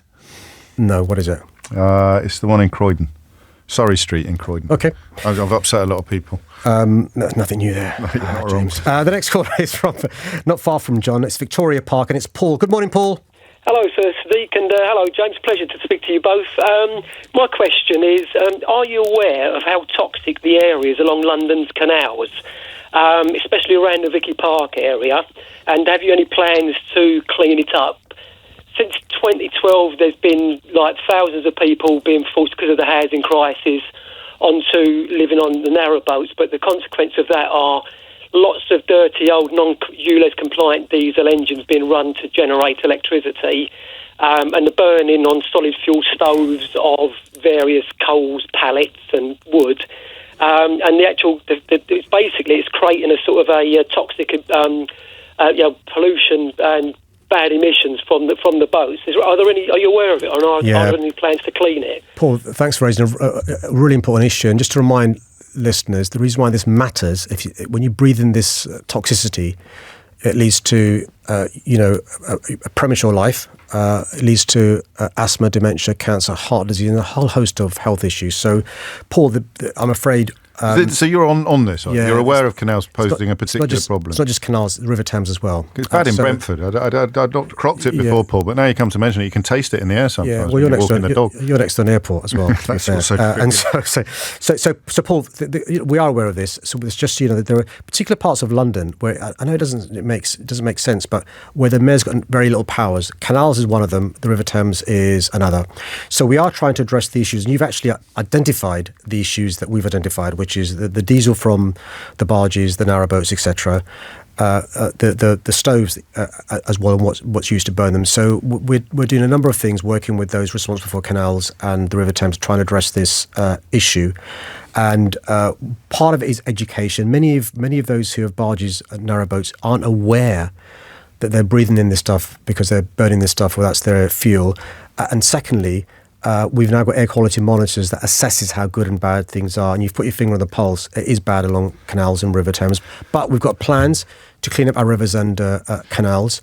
There's not a lot of alternatives here, apart from giving the people living on the boats better generators, is there? Or more less polluting means of heating their boats? It must get flipping cold on them. A number of things you can do. So, make sure that the wood's not damp. Make sure that the what's used to heat the stoves isn't stuff that's dangerous.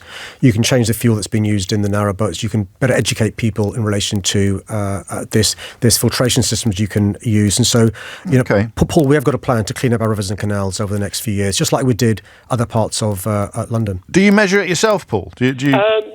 No, but basically I live in a housing association. I've been there for 30 years. Yeah. And, you get the consequences of it, don't you? The smell comes into the house. I mean, there are lots. I've run 40 marathons along the canals over the years. I don't run anymore because the air is so sort of polluted. I've brought this issue up to the Mayor's office, London Tower Hamlets and the CRT, and it's one of those issues that gets booted around like a football.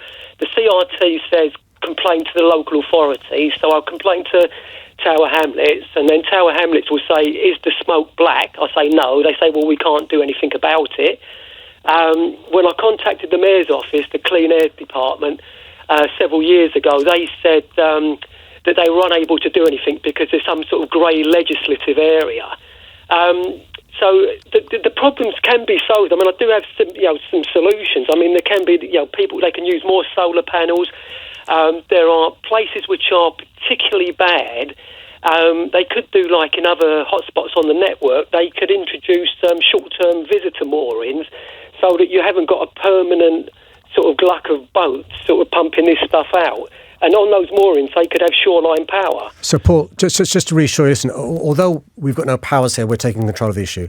Just to reassure you, we're not. So, your experience is not unique, I'm afraid. People have been, moved from pillar to post. We're now taking over this, even though we've got limited direct power. The air pollution is awful around Heathrow Airport still, despite the ULEZ being a huge success. Also, you'd have to reroute the busiest motorway in the country, the M25, put it under the tunnel. You've got to reroute the A4. Expand capacity of Southern Rail, the Piccadilly line and Elizabeth line. So I think it's really difficult to do all those things. And that's why you asked the question directly, and that's why I think it's difficult. How hard are you going to work to block it? Well, London doesn't know my track record in relation to using all tools at my disposal. Yeah, but that track record hasn't involved a Labour government, has it? Well, this is a good example where, my job as the mayor is to speak up for this great city of ours. There are many, many things upon which I agree with this government. There are some things we disagree, and this is an example of an area that I disagree on. In the past, I've worked on a cross-party basis with councils and others to bring a court case. Let's wait and see what Heathrow's plans are. I think they've got difficult obstacles to overcome, but I will work on a cross-party basis with, like-minded people to do whatever we can to stop what I think will be a really damaging third runway at Heathrow. But you haven't earmarked any funding in your budget for a potential legal challenge against Heathrow, have you? We don't need to. We've got a contingency. We've got money for legal challenges and so forth. But Heathrow haven't even published their plans. You'd not unreasonably criticise me if I was prejudging what strategies I'd use without seeing the plans. So presumably the answer to the next question is similar, in that you don't know yet how many homes will be destroyed or compulsorily purchased. Well, we know from previous plans. Yeah. You raise a really important point, and forgive me, I forgot people affected by this, not just those affected by the noise and the air and carbon emissions, but also villages destroyed. homes destroyed. I mean, the surface links to Heathrow will have to increase by 50%. I mean, at the moment, to give you an idea, there's a cap of 480,000 flights a day. They want to increase that, according to their previous plans, to 720,000. And that means villages being destroyed, and homes being demolished. You also mentioned the Elizabeth line, the prospect of strikes coming up, as far as I'm aware. Well, ASLEF are talking to MTR. I want them to carry on talking. The first strike plan is for the 27th of Feb. There's still some time to go, and I'd encourage ASLEF and MTR, who run the Elizabeth line, to talk about these issues, resolve them amicably, because, strikes is a sign of failure. Nobody wants strikes. Train drivers lose out, commuters lose out, businesses lose out, MTR loses out, TfL loses out. So resolve this and avoid the strikes. Why do you say ULEZ has been a success? I've got at least one texter who's quite unhappy about you claiming that. So we've had a 6-month report, and we'll be publishing soon the 1-year report that showed that the amount of nitrogen dioxide, which is the pollutant, is down, nitrogen oxide is down, PM 2.5 is down, the number of compliant vehicles is up to 96%, the number of vehicles driving is down. When I was running to be mayor, I was told by King's College it would take 193 years to bring the air in London within lawful limits. I think we'll do it by this year. And when will we know? When will that report? I'm hoping that the 1-year report, there's some fact-checking taking place and peer review stuff, and I'm hoping it'll be published next month. I guess the other bit I was going to ask you about was whether or not knocking down homes at Heathrow somehow contradicts the government's professed desire to build more homes. But as you say, it's a bit of a wait-and-see pie, isn't it, the Heathrow proposal? Well, I think you have two conflicting views. One is that you want growth, and I do want growth. But secondly, I think that runway at Heathrow is a bad idea, and I think it's a bad idea. For a variety of reasons. I think what the Climate Change Committee have set out, and it's a really well-respected committee, is, if you're going to expand aviation capacity, you've got to make sure you can meet your climate change commitments. And that's the challenge that I set at Heathrow, and let's wait and see what they come up with. And finally, you have broken the line again on Brexit, haven't you? Earlier this week, telling EU diplomats that Brexit was a mistake and pointing out that we need stronger ties with the bloc if we wanted to resist Donald Trump's tariff threats. Do you get told off for this? Does Starmer ring you up and say, "Oi, shut up about Brexit"? We're all maintaining a period of silence on that.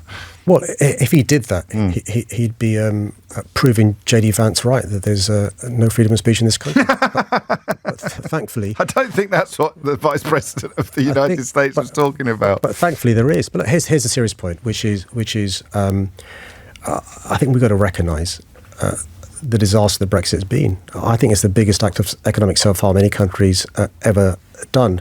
It's happened now, but the really good news is we have a new government who has said they want to reset relations with Europe. And my view is you reset relations by not further divergence, by closer alignment. And I'm somebody who believes passionately about my attitudes around Europe being formed by having mates who are originally from Portugal or Spain or Italy and so forth. And one of the reasons why I'm pushing for a youth mobility scheme is not simply to allow Brits to go to Europe and work, but those who are below the age of 35 to come here and work, because they will come here for a short period of time, won't rely on public services, contribute towards our economy, but also fall in love with our city and our country. So when they go back and become chief executives and investors, they've got a soft spot for our country. That's why I'm hoping that the new relationship with the EU, yes, still outside the EU, will involve a youth mobility scheme.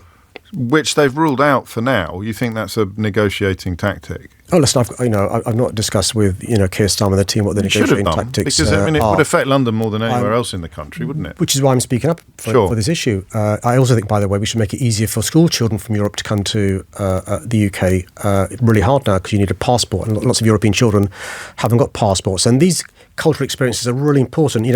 EU Londoners, make our city a better city. They contribute economically, socially, and culturally. 1.3 million Londoners are EU citizens, and I want to thank them for staying here and contributing so much to our city. I guess that the government's concern, stroke obsession with immigration figures is also something that you are not entirely happy about. Well, look, let's look at the facts, which is since Brexit, immigration to our country has gone up. It's just that it's not coming from the European Union, it's coming from elsewhere. So look, we can have a conversation about migration, and we should have a dispassionate conversation about migration, the pros and the cons. What I'm saying is let's have close alignment with the European Union. let's look into a youth mobility scheme. The concern around immigration, as I understand it, is, people, relying upon public services. These are young people coming here, working for a short period of time, contributing, paying taxes, paying national insurance, helping businesses flourish and thrive, and then returning to their country of origin. They're young people, so by definition, they've not got many dependents. We'll end where we began, actually. There's a sort of growing chatter, inevitably, in the pages of The Spectator and some sort of odd podcaster, both questioning Englishness or Britishness, and the idea, in fact, Douglas Murray in The Spectator uses people of Pakistani heritage as an example in an argument that essentially you can never be as British as anyone else. And someone interviewing a former editor of The Spectator the other day suggested Rishi Sunak can't be English. Is that coming out into the open now, that kind of talk, in a way that perhaps it had been successfully seen off a few years ago? So, look, we're of a similar age, James, but when I was growing up, it was not uncommon for me to hear, directed at me, the P word. Some of my friends had the N word directed at them, and the Y word was also in common use against Jewish people. And the allyship showed from my white friends was remarkable. It was them that had, punched the person in the face who called me the P word, right? And that allyship is very important. When I became a young adult and an adult, those words disappeared. So I didn't hear the P word for 20 years, or the N word, or the Y word, for 20 years, 30 years. Now it's now back in use in a way I thought wouldn't happen. My daughters, for the first time, have heard the P word and the N word. They never heard it. They grew up in the same era as me, at primary school, at secondary school, and they're hearing it now, and they've heard it in the last few years. And it does worry me. It worries me because things that were on the edges of civilized discourse, things that were buried away, have now resurfaced. And what causes me pain and anxiety is mainstream politicians are using the same language. Journalists in the mainstream media are using the same language. And that's why you mentioned when we began the conversation about the consequences of social media, but there are consequences for this sort of stuff.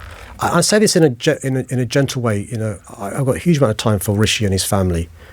You cannot get a more quintessential Englishman than Rishi Sunak. Just close your eyes and listen to Rishi. I mean, it's like Jeeves and Wooster. Honestly. I kid you not. He went to, it's not criticism of Rishi at all, by this, so please don't take it this way.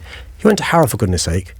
Went to Oxford. He didn't go to Harrow. Winchester, beg your pardon. That's all right. Well, there you go. It's only people like me care about these things.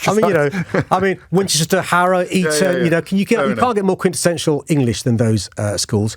Went to Oxford, did really well, and then was a banker, and then was an MP, giving back to this country and doing public service. And so what else is Rishi supposed to do to prove his English? I don't know. And the crucial point is that they are saying someone like you can never be British, which is why when someone like Paul texts the programme to say there is, I think he's written, there is Londoners anymore. I don't know what that means.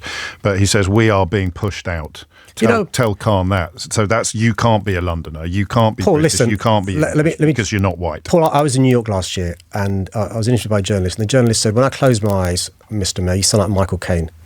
And the point he was making was, you should be so lucky. What more can I do?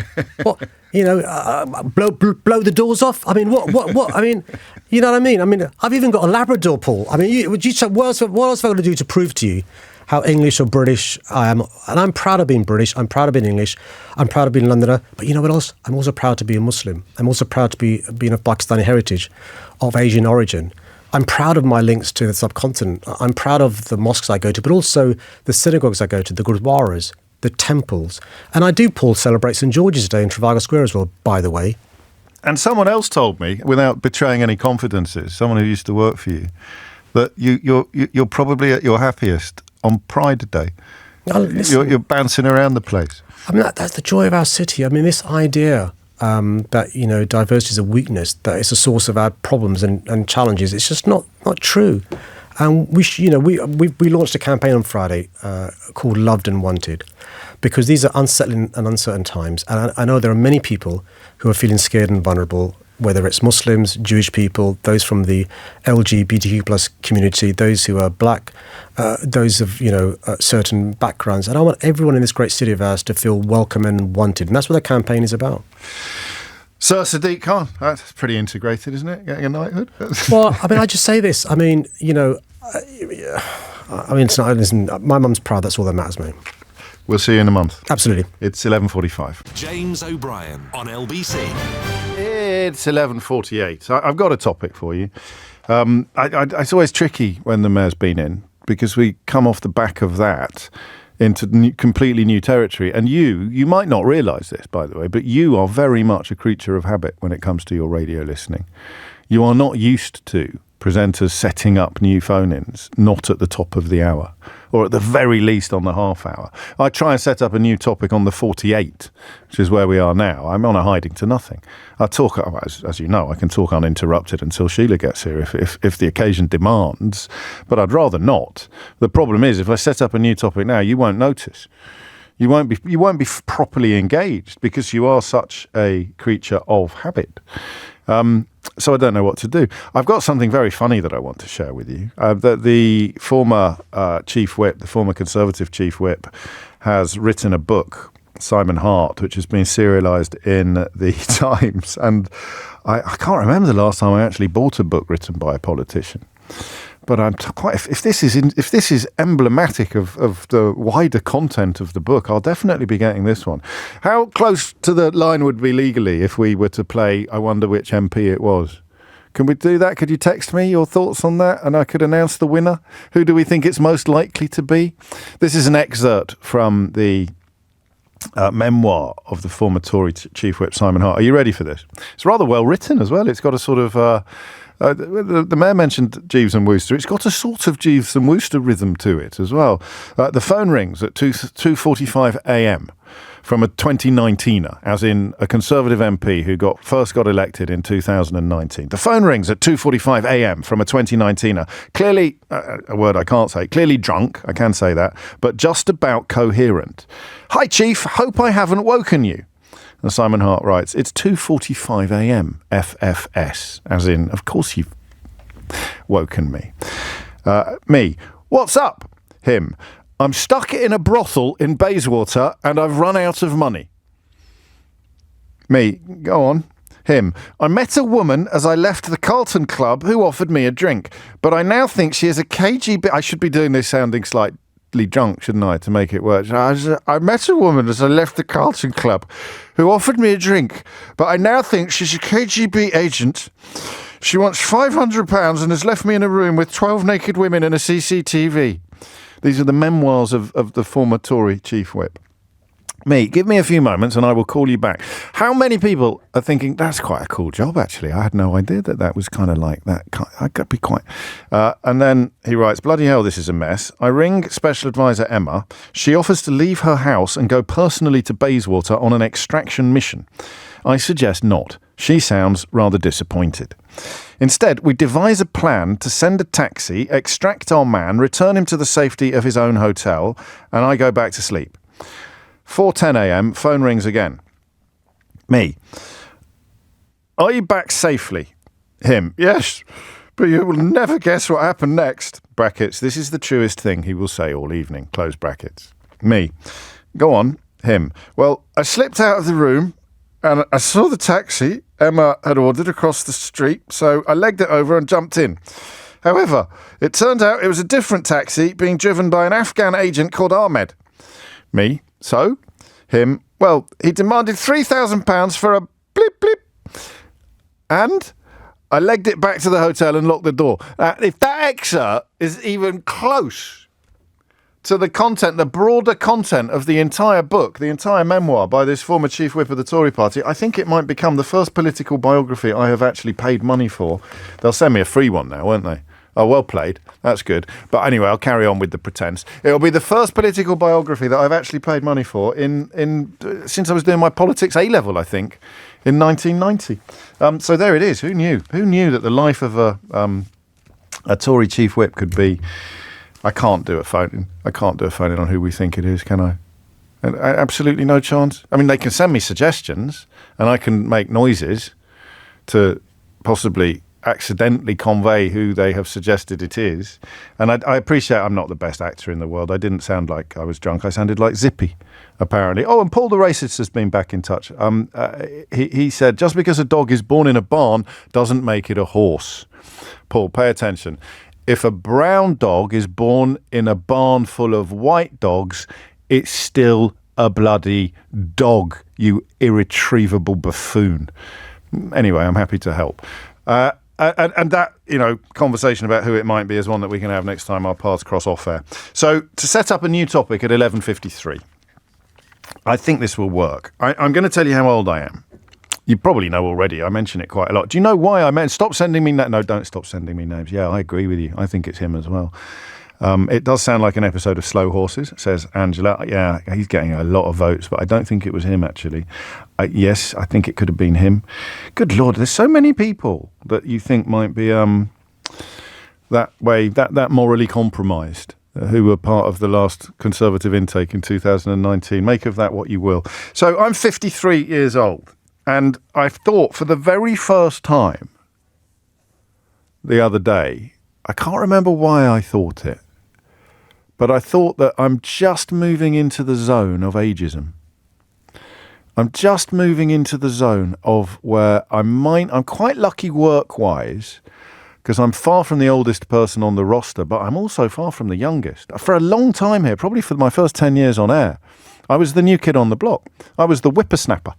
But now you've got Kentish, you've got Swarbrick at the weekends, you've got Natasha. There's all sorts of people on the roster who are younger than me. So I don't get to feel that way anymore. Even somehow I still do, in the context of the when the sort of big hitters of LBC is the same 4 or 5 people all the time, and I was by far the youngest. But those days are over. But I'm trying to remember where I was when I found myself thinking, crikey. It was I'll tell you one thing that made me feel very old. I don't think it was ageist. I think it's been released today because I got a lovely message off her this morning. I did a podcast with Paloma Faith. She's launching a new podcast. She's already launched a new podcast it's lovely. And she's one of my favourite sort of famous people. I think she's so lovely and so natural and down to earth. I did a podcast with her, and I know that she's kind enough to listen to the programme. It's called Mad, Sad and Bad, and it was released yesterday, and it's all there. And I know she likes the show. I know her mum likes the show as well. And I went to record the podcast at her house. Had a really lovely time. But in the very opening moments of the podcast, Paloma said that she talked very kindly about how much she enjoyed the show and how much she felt my influence with regard to her politics. And then she said, and she meant it as a lovely compliment, but she said, he's like my politics dad. And I thought, Dad? I'm taking the win here, but Dad, how old is Paloma Faith? There's no way that I'm her dad. You could be a politics big brother, mate. I'd be your politics mentor or something. I don't know. It could be your politics inspiration. Your politics dad. I'm 53, not 73. I should have checked how old Paloma is before I went there. But it's a lovely podcast. I bet that's not in the edit now. I haven't listened back to it yet. I bet I have shared that humiliation unnecessarily because it didn't actually make the edit of the podcast. But it's a lovely conceit. The whole premise of the podcast is really lovely. Things that make you mad, things that make you sad, things that you've done that are bad, all done. I cover. You'll be familiar with a lot of it, but it's nice to zone in on stuff like that. But it made me think that she's 43. How dare she call me her dad? She's 10 years younger than me. I can't be her politics. Is that ageism? Is that ageism? That wasn't the thing that made me think, good Lord, I'm moving into the zone now. It's like battleships. I'm just moving into the radar zone. It's going to start beeping in a minute, and I'm going to be a victim of ageism. I love it when this happens. I've gone off on a bit of a tangent with a topic that I know I want to talk about, but which I haven't zoned in on a specific question. And then in the context, in the process of wobbling around the place with you, I know exactly what question I want to ask. I'm not going to tell you yet, though, because I want to tell you about the story that's inspired this conversation. Britain has a pervasively ageist culture in which older people are being discriminated against in the workplace, the media, and in access to vital public services. This is a report from the Women and Equalities Committee. Another example of DEI, of course, which people like Donald Trump and Kemi Badenoch are determined to persuade you is a bad thing. Down with equalities. But this committee said ageism was widespread and had become culturally embedded. It was critical of political debate around the growing elderly population, saying that phrases such as the grey tsunami and demographic time bomb, at least one of which I've come very close to using, implied that older people had become a burden on resources. So there's two things going on here. There's the personal and there's the political, isn't there? The political is discourse, language, phrases, tropes, if you like, stereotypes, cliches. The way we talk about boomers being either drains on society or hoarders of wealth. It's not a word I use a lot because I think some people do hear a pejorative. It wasn't a pejorative when it was coined, but certainly when people who bought a house 20 years ago try and lecture people who can't buy a house today on how easy it is, I think there is a degree of, what would you call it, ignorance born of bliss. But the notion that society discriminates in terms of language and conversation, while workplaces and individual experiences discriminate in terms of you, could not speak more loudly to a 53-year-old. Of the workforce in television and radio, what percentage of people work... Oh, my days. What percentage of people working in radio do you think are aged over 50 in this country? There it is. I've got halfway through the article and I am now a victim of ageism. I'll tell you more after this. James O'Brien on LBC. It's 12:03 and you are listening to James O'Brien on LBC. So 16% of people working in radio are aged over 50. Or aged 50 or over. 16%. I mean, LBC is not a typical radio station, but you'd have thought, look, you know, that's slightly chilling for someone working in radio who's aged over 50. And the other stuff, the way that we talk about particularly boomers, but anybody older than, I was going to say older than they used to be, but that's absolutely everybody. But everybody who is perceived as older, the way that you are talked about, the way, I don't think I say we yet, I don't say the way we are talked about, is blithe. It's a bit like hair. No, there's some things about your appearance that people think that they are allowed to comment on. And some things that people are not. You might say to someone, oh, have you lost weight? I tend not to go anywhere near these sort of comments these days. I've got two daughters for a start, but you would say that to someone. You would never say to someone, oh, have you put weight on? Would you? You wouldn't say that. You'd look, got a bit of lumber there, mate. Honestly, unless it was like banter with your male friends. But generally speaking, people who aren't your closest, your nearest and dearest, people perfectly entitled to comment about hair, weirdly, and perfectly entitled to talk about people losing their hair. It's the strangest thing. I don't know why people do it. You'd never say to someone, good Lord, you've got a lot of spots, would you?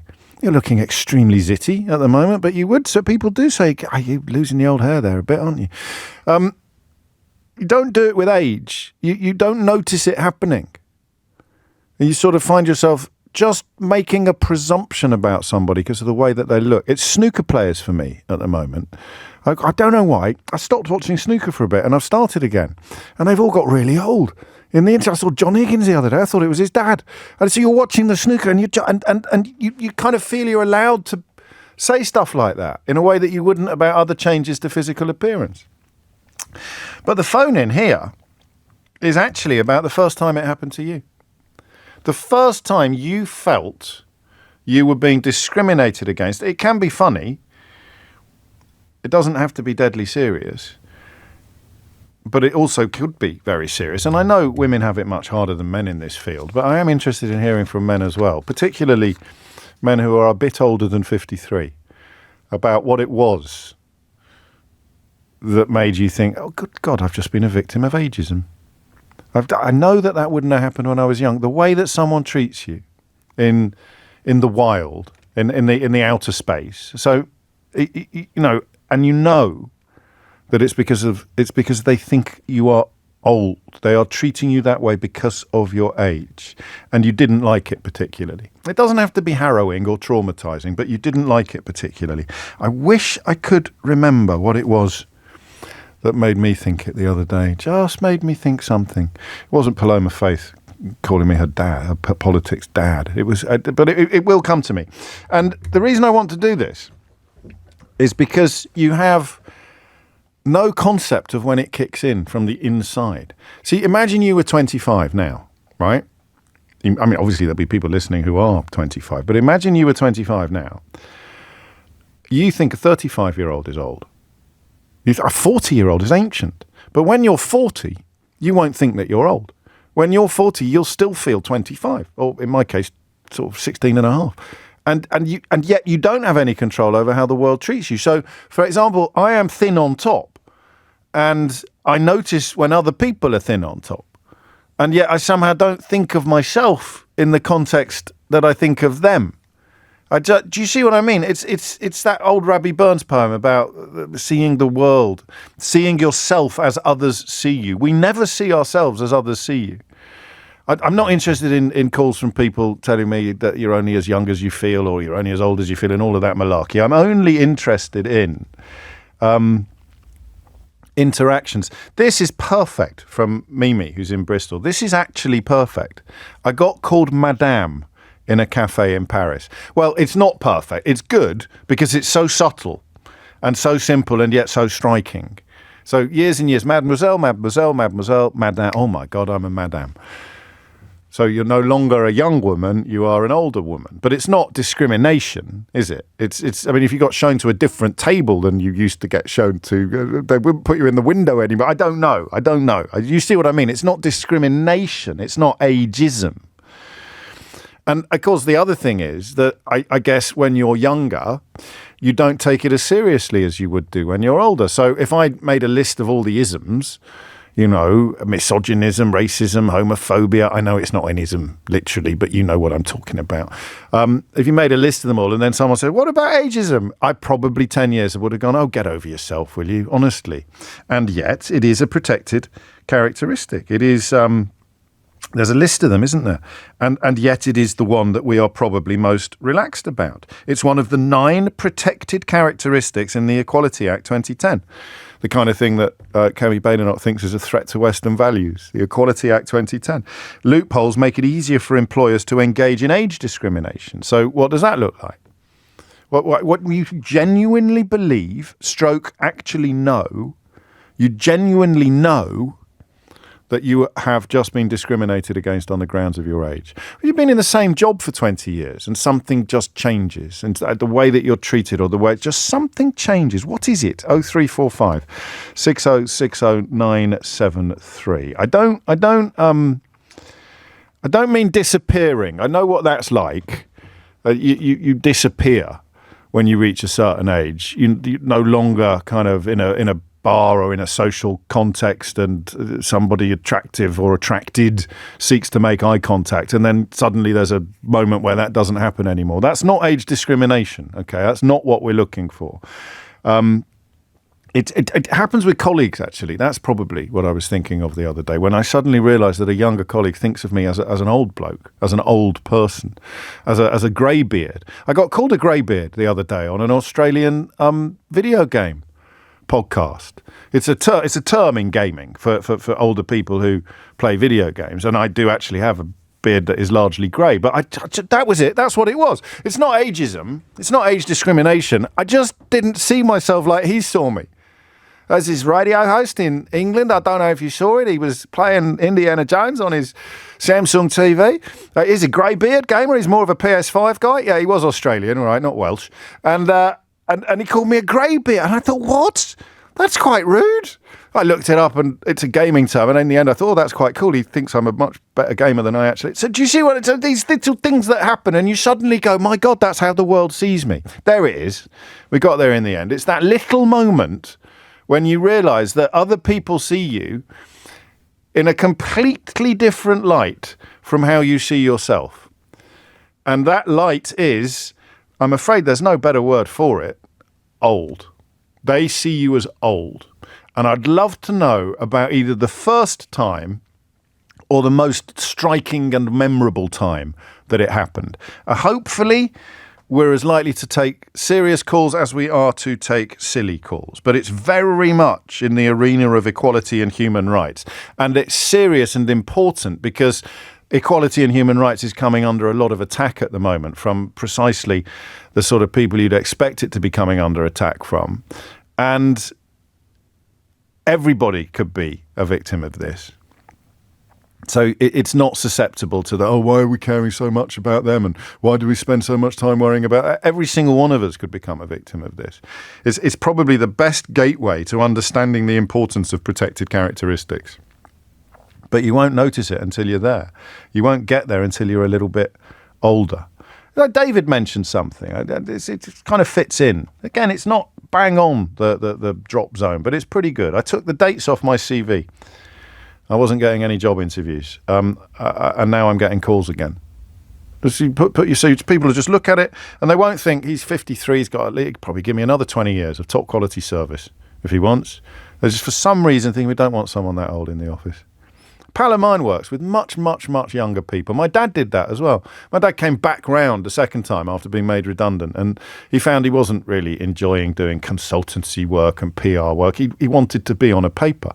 So he went to work for the local paper in Kidderminster on a tiny fraction of what he would have been on the Daily Telegraph and approximately 3 times the age of most of his colleagues. And he's never been happier. He was absolutely in clover. 10 minutes later, the paper up the road from Worcester rings up, offers him a job, and 10 minutes after that, the Birmingham Post offers him a job, and 10 minutes after that, he gets a phone call from London, from the Independent, asking if he wants to be the correspondent for them again. And he said, no, I'm happy on the Birmingham Post. But everyone was so much younger than him. I still get messages on social media. So I'd left home by this point from people saying, your dad, I worked with your dad on the Birmingham Post. He loved it. But he was a greybeard. He was old. I just think this is interesting, especially because of the demographic changes, meaning that we are not going to be hanging up our headphones, or, present company accepted. We're not going to be knocking work on the head. We are probably going to be working longer than ever any other generation in history, if we can, which means attitudes towards us need to change. It is 13 after 12. I want the very first time you realised you were being treated differently because of your age, discriminated against because of your age, or the absolutely traffic-stopping example of it that will make the rest of us, make the rest of our jaws hit the floors. Carol's in Epsom. Carol, what would you like to say? What have you got for me? Hello. Right. Well, I'm 80 this year. That we can agree that's old, can't we? Yes, that is old. All right, then. Thank you. Well, when I was 56, yes, I went back to uni to do my master's in counselling psychology. Oh, fantastic.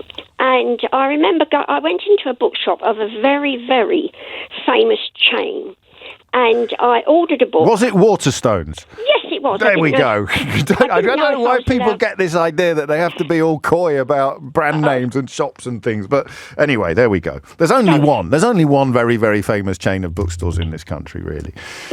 Well, that was it. And yes. I went in, I ordered this book. I think it might have been on cognitive psychology. I can't remember. But anyway, when it was time for me to go and collect it, I said to this young man, I've come to collect this book. So he picked it up. He looked at it, he looked at me, he looked at the book, and he said, I think this might be a very hard, difficult book for you to read. So I said, what? Don't worry, dear, I can do joined-up writing now. How do you know it was your age that he was clocking? It was my age. 54, 56? Yeah, it was my... Little puppy. I know, so consequently I never bought another book from them for 22 years. That's why they nearly went bust. And I'll tell you also, when I started the course, yes, on the first day I went to the cafeteria and I sat down, and the other students, who were all years younger than me, came in. And I thought, I've waved, smiled, and I thought that they would come and sit, we all sit together. But no, they made a huge ring round me. There was a big space. That's not discrimination. Come off it. No, it's not. Don't you tell me to come off it, madam. That's not discrimination. I wouldn't have sat next to you when I was at university. Oh, well, that's nice. I would have got to know you a bit later, but not on day one. I'd have sat with the people that I'd just been in the hall of residence with the night before, or the people that I'd met at Freshers' Week or something like that, wouldn't I? Anyway, let me finish. Sorry. As the days and the weeks went by, the ring around me got smaller. And then we were all together. And Yes. I did say to them, how come you didn't want to sit with me at the beginning? And they said, well, we didn't know what you were like. Yes. But we know what you're like now. And one of them, this really made me laugh, Go on. said, well, you were wearing pearls. Yes. And she thought that I had a big house in the country and, you know, a lot of income. And I didn't know you were I mean, this is great. And you went on to get the highest marks in your year. I did do very well. I bet you did. And also, I just thought it was funny, but I have to tell you, James, Go on. as I go about my daily business, I am treated extremely well Good. by young people. Yes. Wherever I That's go, good to hear. That's good to hear. I don't think, apart from when young man knocked me over on the bus. But that wasn't because of your age, was it? No, but his 14-year-old friend said, I'm so sorry he did that to you. And he said, I apologise. He went upstairs and I heard him say to this other kid, you shouldn't have done that. I had to apologise for you. Where I go about my daily business, I find young people are very, very kind to me. Lovely to hear that, and thank you for making that point. Because I mean, we're in danger slightly, Carol, of doing stereotyping in the other direction and portraying all young people as ignorant and rude. But you sound. I wish I had sat next to you when I was at college. You sound absolutely lovely, and which I say in advance of saying I don't know that is age discrimination, actually. I'm going to be such a schoolmaster this hour, because that's a relatively normal reaction to seeing someone who's twice your age or more sitting in the middle of your lecture theatre. But the lesson is, of course, that once they got to know you, all of those presumptions and preconceptions disappeared. 12:18 is the time. This is a good one, an obvious one, but I remember doing this to a woman. That's made you think, hasn't it? And I remember how awful it made me feel. I think I told you about it at the time. We're going back a while now. This is Maggie. I was in Amsterdam. I got on a crowded train. She opened her message with 4 H's. Oh, James, she wrote. I was in Amsterdam and I got on a crowded train and a lovely young woman got up and offered me her seat. I was really confused. And then I realised it's because I'm old now. James O'Brien on LBC. 20 minutes after 12. Listen, I promise it's not self-referential hour, but I mentioned the podcast I've done with Paloma Faith, which you really should have a listen to. It's a lovely thing. And then I mentioned to you that I popped up on a video games podcast in Australia. There's another one. I've gone for the hat trick today. Three unexpected appearances. Well, Paloma's wasn't unexpected, but unexpected media appearances by me. This is almost up there with the time my mug appeared on the Australian equivalent of Have I Got News for You? If you're wondering why, you've never seen my mug. The most unlikely, I think, mention that I've got on other people's programmes in recent years, coming up a bit later. I wonder if anyone else, except my friend Gary, has actually spotted it, if anyone else has actually heard it. I shall share that with you as well. But we are talking about ageism, the serious side of it, which is going to be in the workplace usually. What was it like? When did you realise? Something happened and you went, what's that about? Oh my God, it's ageism. So the obvious, easy way into it is Maggie's experience. She's on a tube, on a bus, on a train, a tram, and someone gets up and offers her their seat. And it's a young woman as well, so it's not a bloke doing chivalry, because you still get that occasionally. It's a young woman offering another woman her seat. And you are initially, because it's never happened to you before, and you don't see yourself like she sees you, you are initially confused. Why are you offering me your seat? And then you realise, oh my gosh, she thinks I'm old. I'm an old lady being offered a seat, an old woman. That moment right there. So you need to have that little run up of thinking, why have they done that? Oh gosh, it's age. It's my age. And so it could be either ageism or the realisation that other people now see you as an older person. Simon's in Crawley. Simon, what have you got? Yeah, hi James, I wish you well. I've had a kind of opposite experience to Maggie, the one I've just heard. I was standing at a bus stop minding my own business. I'm 69, and I've since my job has moved on, and I'm trying to find another one. Okay. But a young person leant out of the window of a local builder and referred to me as a vertically, follically challenged, obese, oxygen-thieving person of questionable parentage. Why? I assume they thought it was funny. Have you given me a euphemistic account of what they said, or did they actually use all those words? No, I've given you the euphemistic because you obviously don't want to come into trouble with... No, thank you for that. I'm just translating in my own head for people who are short... Well, you could say short, bald... fat, possibly. Short, bald, fat. But, I mean, this isn't... None of that is ageist. Oxygen thieving? Is that... Well, you could say that about anyone, couldn't you? It's normally, I understand, aimed at elderly people. Oh, is it? Is it? I understand so, yes. Well, and does this happen to you often?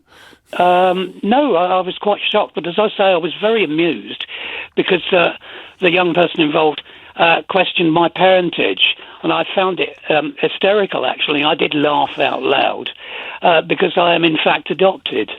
So well, me too, as you know. So there are some gaps, some mysteries in that area. I mean, I said I was going to be strict this hour. It's appalling conduct. I imagine they're sort of daring each other, are they, to shout stuff out of the window and then finding it hilarious? But I feel for you. I'm sorry that you had to go through that. 24 minutes after 12 is the time. That's quite good, although you're in your 30s, so it doesn't count. People call the games I grew up playing retro. I turned 60 on Sunday. This is a good one from Paul. I'm entitled to a senior rail card, and I am struggling to come to terms with it. Other examples. This is important. Please don't read my name. I won't. I've just been made redundant. On Monday, the recruiter for a job I'd interviewed for called. I was told I'd interviewed superbly. I'd done really well on the culture interview, and I'd be great for the role, but I was too senior for the role, and I wasn't offered the job. How old do you think he is? Early 50s. So I'm in a job. If I was starting again, you wouldn't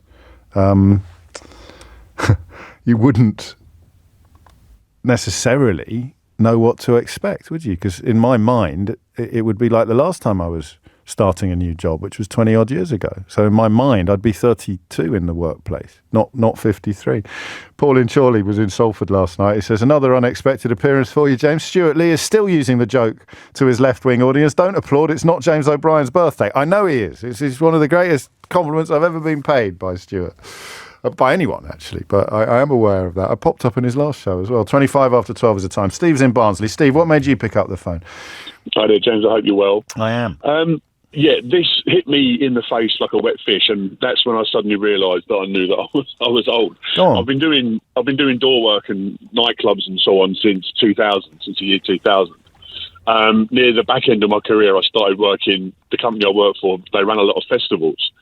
So I was working a lot of the festivals, but that involves a lot of standing around for 12 hours, sometimes 15 hours. But thankfully, all you're doing is crowd watching and making sure that people are behaving themselves. But there was this one particular last festival that I worked a couple of years back. The guy that was running the festival walked up to me and said, Steve, I've got a point for you to go and work on. Come with me. It was a VIP entrance to the green room. You check people's accreditations and so on. He plotted me up next to this particular entrance. Yeah. As he walked away, he said to me, Steve, do you want a chair? And I was devastated. This was 2 years ago, and I remember it like it was 5 minutes ago. Did you get that? Did you have that moment of what are you talking? Oh my days! It's because you think I'm old. And I wouldn't have minded so much, but 2 years ago I was only 45. Oh crikey! Is that? And that's not old for your line of work, is it? Not really. I mean, I have come out of it now. Since we moved up to Barnsley from Kent, I've started DJing and stuff as well now. So I'm still working weekends, but I'm now in the war. Sounds like a midlife crisis. Sounds like a midlife crisis to me, Steve. Taking up DJing. Oh, no, I even advertise it as a midlife crisis. It's a midlife crisis that's gone horribly wrong. I like that. And it's costing me money. A midlife crisis roadshow. Do you want a chair? Do you want to sit down? It's the same. It's like a slightly different, a different context version of the same principle. Someone's saying, you are now in that category when I think you might need to sit down. You are now in that category when I think you might need to I might need to get up and offer you my seat. In the workplace, and some quite poignant messages coming through on that side of things as well, not least from the chap a moment ago, too senior. could mean a number of things, but you're just going to take it as meaning your age. Caroline Abrahams of Age UK said that it's become so normalised that younger people didn't even recognise it, while older people felt belittled. So I want examples of that as well. So I've probably come in a bit too light-hearted on this. When it really did actually upset you, you felt, that's a good word, belittled, isn't it? Because it's not traffic stopping, it's not life-changing or traumatising, but it is belittling. And you're thinking, and you probably would have done it yourself as a younger person. You'd have just been unthinking. And the first time it happened, maybe in a job you've had for a while, and you just got treated that little moment of promotions, and you suddenly realise that you're not in the frame for the next leg up. I don't know. Because I've had the same job for so long now, it's hard to pin down precisely what might have happened to you. But that idea that I tell you what, I was with Matt Ford the other day, the comedian. It's a lovely, lovely interview that we've done on Full Disclosure. It'll be with you soon. And talking about, I don't know, spoilers, but talking about ambitions. And he was talking about how he'd really, really like to do a kind of late night current affairs type talk show on the telly, like the one John Oliver has done in America, like the one Trevor Noah does. Who was the guy before Trevor Noah? The one who retired? It wasn't Letterman, was it? It was someone else. But you know, that kind of zone, that space in which the news and comedy meet. And for a long time, whenever shows like that were being mentioned or being mooted, I'd get a call. I'd go in and try out for it. None of them ever saw the light of day. I've told you before, my television career has more doomed pilots than the Japanese Air Force in the Second World War. But that's the kind of comedy they've missed out on, you see. But I would get a tickle for that kind of gig. I think Huffington Post once described something I'd done as being the equivalent of that American type of current affairs comedy crossover show. And Matt's about 10 years younger than me. And when he said it, I nearly responded by, oh yeah, me too, I'd love. And I suddenly thought, no, you're too old for that now. If there are TV executives looking around for someone to host a late night version, in the sense of what I do on the radio, but with more guests, they wouldn't look at me. They'd look at someone 10 years younger than me. And that's a bit weird, because these shows only have a shelf life of 5-10 years anyway. So it's not as if I'm going to be shuffling off this mortal coil before the series is over or anything like that. But that little moments like that, when you suddenly realise, oh gosh, I'm in a different zone now. I don't feel different, but the world sees me differently. Phone lines are open. John Stewart is who I was thinking of. Thank you. Amelia Cox is here with your headlines. James O'Brien on LBC. 34 is the time. There's no way you're going to guess this. What it is a podcast where I popped up, but it's the subject matter of the podcast, which is about the least likely subject matter for a podcast that you would ever expect me to pop up in. All right? And there's no judgment involved in that, or no snobbery. It's just what the podcast is about, and it's probably the best in its genre. But the last person you'd expect to get a mention on this podcast because of its subject matter would be me. Well, not the last person, but you take the point. What would the subject matter be? What do you think the subject matter would be? Where you'd go, no way. Then no way they're ever going to mention James on a podcast about ...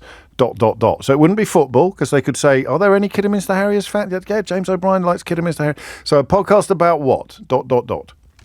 Where you'd go, Harold, he'd never get mentioned in a podcast about what? And you're never going to guess. You're never, ever, ever going to guess. We're also talking about ageism and the way in which, even the way I've handled it. See, I'd suddenly caught myself then. I turned it into a comedy phone-in. Whether you're finding it funny or not, it was clearly light-hearted. We're all giggling. We're sharing stories. It's not funny. I want to come up the other side of it now. It's not fun. I still want some smiles and some laughs, but we absolutely have to have the serious side of it as well, because that is what the head of Age UK is talking about. It's so normalised that younger people don't realise they're doing it, while older people feel belittled and sometimes don't know why. I should have realised you were all going to say motoring. It wasn't motoring. But that would be even more unlikely, actually, than what this one is. Unless it was... No, it would be even more unlikely. So we're coming in at it now, the serious side of ageism.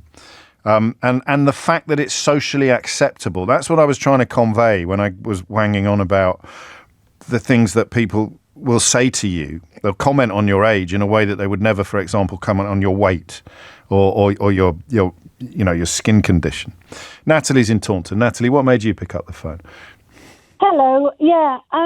So nearly 10 years ago now, not quite, but I was a head of subject in a secondary school, and I was wanted to discuss with the new head teacher some changes that they were planning to make to the curriculum, which would basically wipe the subject out. Yes. I was in charge of PSHE and citizenship, Yes. which had been an hour. Anyway, so I walk into the room with my line manager, and her opening line to me was, "So, Natalie, let's discuss the elephant in the room, your age." Wow. I know. Wow. They're not allowed to do that, are they? Well, I don't have many regrets in life, but I should have walked out. And how old were you again at the time? 52? 52. 52, younger than me. Yeah. What did she mean by that, if that's not a silly question? I think possibly angling that I was past it and that it shouldn't matter to me, that what was going to happen in the school. How old do you think do we know how old she was, roughly? She was in her early 40s. So she's about that age. She's about the same age as I am now. I'm 62 in June. I'd love to know how she. It'd be great if she was listening, wouldn't it? And she's going, oh, God. Because I imagine she now realises how offensive that was, given that she's now the age that you were when she was offensive to you. You know what? I very much doubt she remembers. Yeah. Just a throwaway line. That's exactly what the head of Age UK is talking about. Younger people don't even recognise it. No. What did you do, Natalie? I was completely flabbergasted. Yeah, it is not like me. No, I've spoken to you several times. Yes. And most people know me as someone who doesn't, hold back, but totally took the wind out of my sails. In the end, I ended up resigning the post, which is probably what she wanted. And I took a step back. I went back to main scale. And the following year, my husband and I jumped ship. We sold up and we moved to Somerset. And do you think that was a factor? It was a small factor, but it just changes the way you feel about things. Well, it wasn't the whole reason. No, of course not. There were lots of reasons, but there wasn't. My husband sort of said, how do we feel about going? And there was no reason for me to say, no, I want to stay. No, exactly that. They need me, or I would feel bad leaving, or any of those things. She managed with one single throwaway comment to just, that word, belittle. And I know that you're describing yourself as someone who I didn't think I was belittleable, but we all are, I think, in the right circumstances. Thank you, Natalie. Ah, dear. And that's it, isn't it? So someone listening to this, hopefully, will think twice before they very casually refer to someone else's age as being a problem. 10 years before you reach that age yourself. 12:39 is the time. Caroline is in St Albans. Caroline, what would you like to say? Oh, hello. I've never ever rung into a radio station before. Why not? So I'm not sure. Why not? Yeah. Do you think I do this for my own amusement, Caroline? Well, here goes anyway. Yes. So I'm 63 years old, or almost 63 years old. I've worked as a nurse all my life, mostly in palliative care. Yeah. And I work at an inpatient unit, so it's quite full on, quite busy, quite heavy work at times. And I'm quite an experienced nurse. But what I have noticed in the last few years, I've missed out the most important things. So I also have chronic back issues, right? Which I need to take medication for, and quite hefty medication that does make me feel quite fatigued and tired. Yeah, I'm sorry. So I've got the the double bit of the getting old and being slightly forgetful, plus having this medication as well. So what I've noticed, I work with a wonderful team, and not one of them would have anything they've said to me would not be with a bad thought whatsoever. Yes. So I just want to emphasise that. It's more about how I've perceive things and how it's made me feel. So I know that I'm slower than I was, particularly, when you're dealing with medications, I want to be thorough. Obviously, I want to get it right. Of course. So rather than sort of rushing and trying to keep up with everyone. So, and I have had people, let me do that for you. And it's been very, very well-meaning, and maybe I should say something. Unlike your previous caller, I'm the complete other end of that. So you don't like to make a fuss. Well, no, and So what are we talking about? What sort of things are they doing that just sort of upset you a bit? What do like I say? If I'm dealing with various pumps and so forth, and medications are checked with 2 nurses, right. And so you can tell that they're checking on you more than they would have done in the past. Yeah, well, that's how it makes me feel, most definitely. And sort of little jokes and things, and I remember. Many, many years ago, looking at a nurse of my age, thinking, "Oh my goodness, why are you still working?" I remember thinking that. There it is. And I'm that nurse now. And it happens to absolutely everybody. It's the strangest thing, isn't it? It's the only truly universal experience. Yes, is aging. Absolutely. There's probably others. I don't mean like breathing. I mean like a genuine change in your life that everybody will go through. Yeah, you can't say that about divorce or illness or everyone will get older and become old unless they pass away. You will become an old person, and yet the way we all look at older people, is ridiculous. Yeah. As you say. And I've going away from the workplace, one of your callers was talking about being offered seats and so forth. And to be honest, I'm always quite relieved because of my back. But nonetheless, it still comes as a bit of a shock. So well, it will do. Yeah. And yet, as you say, everyone's recognising the fact that it's such a weird mirror. Because, just press pause and lo and behold, you're on the receiving end of the attitude that you yourself would have had and not noticed. That's why these comments from the head of Age UK are so pertinent. Because the young people don't know that they're doing it. And in this case, the young person could be 45, looking at a 55-year-old, or 55, looking at a 65-year-old. You don't realise that you're just making presumptions. Karen, how was that? You've waited 63 years to make your debut on the radio. Well, I feel like I'm talking to an old friend. Oh, what a lovely thing to say. So do I, Caroline. So do I. Oh, that's made my day. Thank you. 12:43 is the time. It's the best thing anyway. Oh, hang on. Come back a minute. You're talking to a what friend? Has she got? I said it, didn't I? Talking to a what friend, Caroline? A friend I've known for many years. That's smart. No, thank you very much. Yeah, an old friend. Honestly, everywhere you go, isn't it? We all.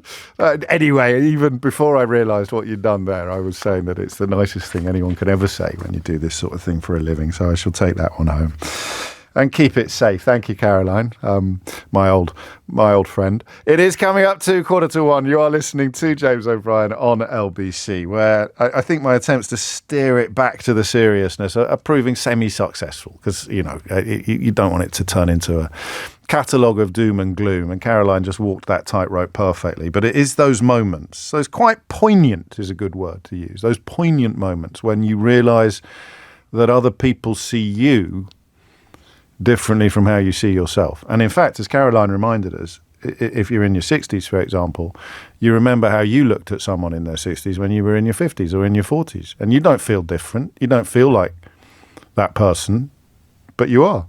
It's 12:45. James O'Brien on LBC. It is 12:47. A fellow Withnell fan here, David. It is the most shattering experience of a young man's life when one morning he awakes and quite reasonably says to himself, I will never play the Dane. That's age discrimination against yourself, though. And it's not true. Ian McKellen's played the Dane but very late in life. But what is staggering for fans of that film who are interested in the passing of the years is that Richard Griffiths was 39 when he played Uncle Monty. He played older. Quite a few little asides like that coming into the studio. But it is really the moment when you realise, there was one that really caught my eye, actually, about how it doesn't happen slowly. It's not like an incremental change, like losing your hair or something like that, or getting a bit creaky. This is beautifully put by Elaine. She says, James, do you know what the worst thing is? It happens really quickly. It's like an all of a sudden thing. Bam, you're there. And she's right. I'm not there yet. I haven't had the culmination of experiences, but I can just see it on the horizon. And then when you're there, and there's no going back. There's no, apart from that bloke in America who's trying to reverse the aging process. And do you know that he keeps a record of his nighttime excitements and then compares it with his own teenage sons? So I don't know what they're hooked up to, but they get a kind of readout in the morning of nighttime excitements. I'm not going into any more detail than that. And then he boasts about how he's got the same level of nighttime excitement as a much younger person. The world is a very strange place. 12:49 is the time, and I'm not going to go. A lot of people suggesting motoring. It's not the first time the hairdresser asks if you want your ears trimmed. Actually, it's quite a moment, but you can still think of yourself as a young person in that moment. It's the podcast subject matter of which is arguably the least likely, apart from motoring, that you'd ever expect me to pop up on. We'll be with you after we've heard from Melanie and Sutton about age discrimination. Melanie, what would you like to say? Hello, James. Pleasure talking to you. I listen to you every day. How kind, thank you. And I'm first-time caller. Welcome. This is really one thing that's close to my heart. I've always wanted to be a hair and makeup artist. Yes. I trained in it years ago. I had my children. I had to give up because I had a marriage breakdown. I retrained. I worked my butt off, learning what I can and everything else. And I got a job last year. I thought it was going to be a fantastic opportunity. It cost me money to do it, but I thought, right, no, this is going to be a good opportunity. Yeah. And I got sort of like booted up the arse, so to speak. Steady on. Because I was really let down because I was taken on as a junior. Yeah. When it come to getting payment, putting my invoice in, they had changed it to work experience, so they said I wouldn't get paid. And then they said, when I queried it and complained about it, they said, well, perhaps you're too old for the industry. It's as a hair and makeup artist. Sorry. That's so for unfair. Media. Yeah.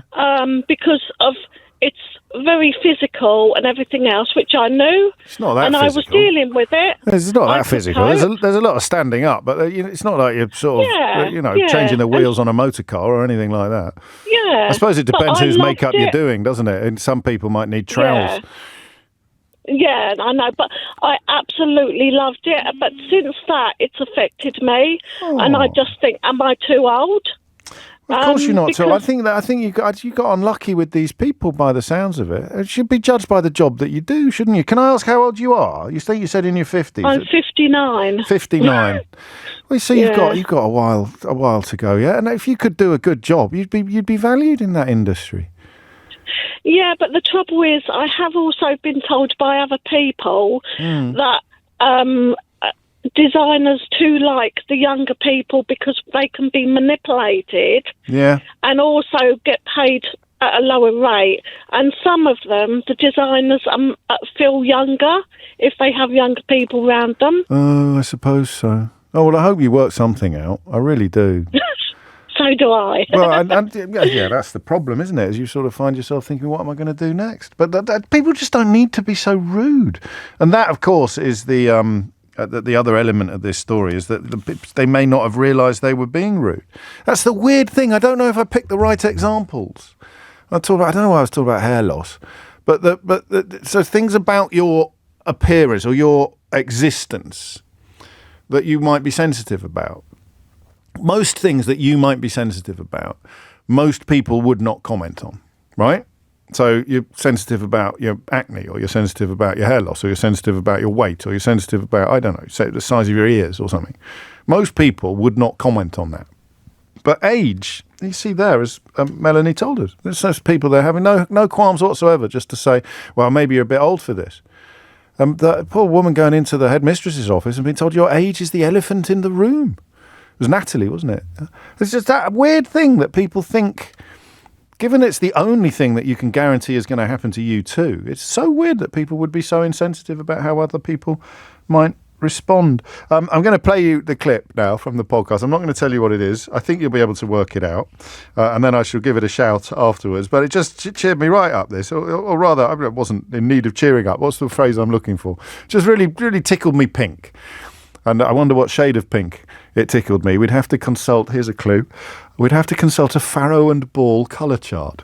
I was a man for me too for donkeys, and then to be honest with you, now exclusively for the last few years is the Techno Ceiling O2. I've been using that for years now. I mean, it works for me, you know. So, but there's some good ones out there anyway. So no, definitely. I mean,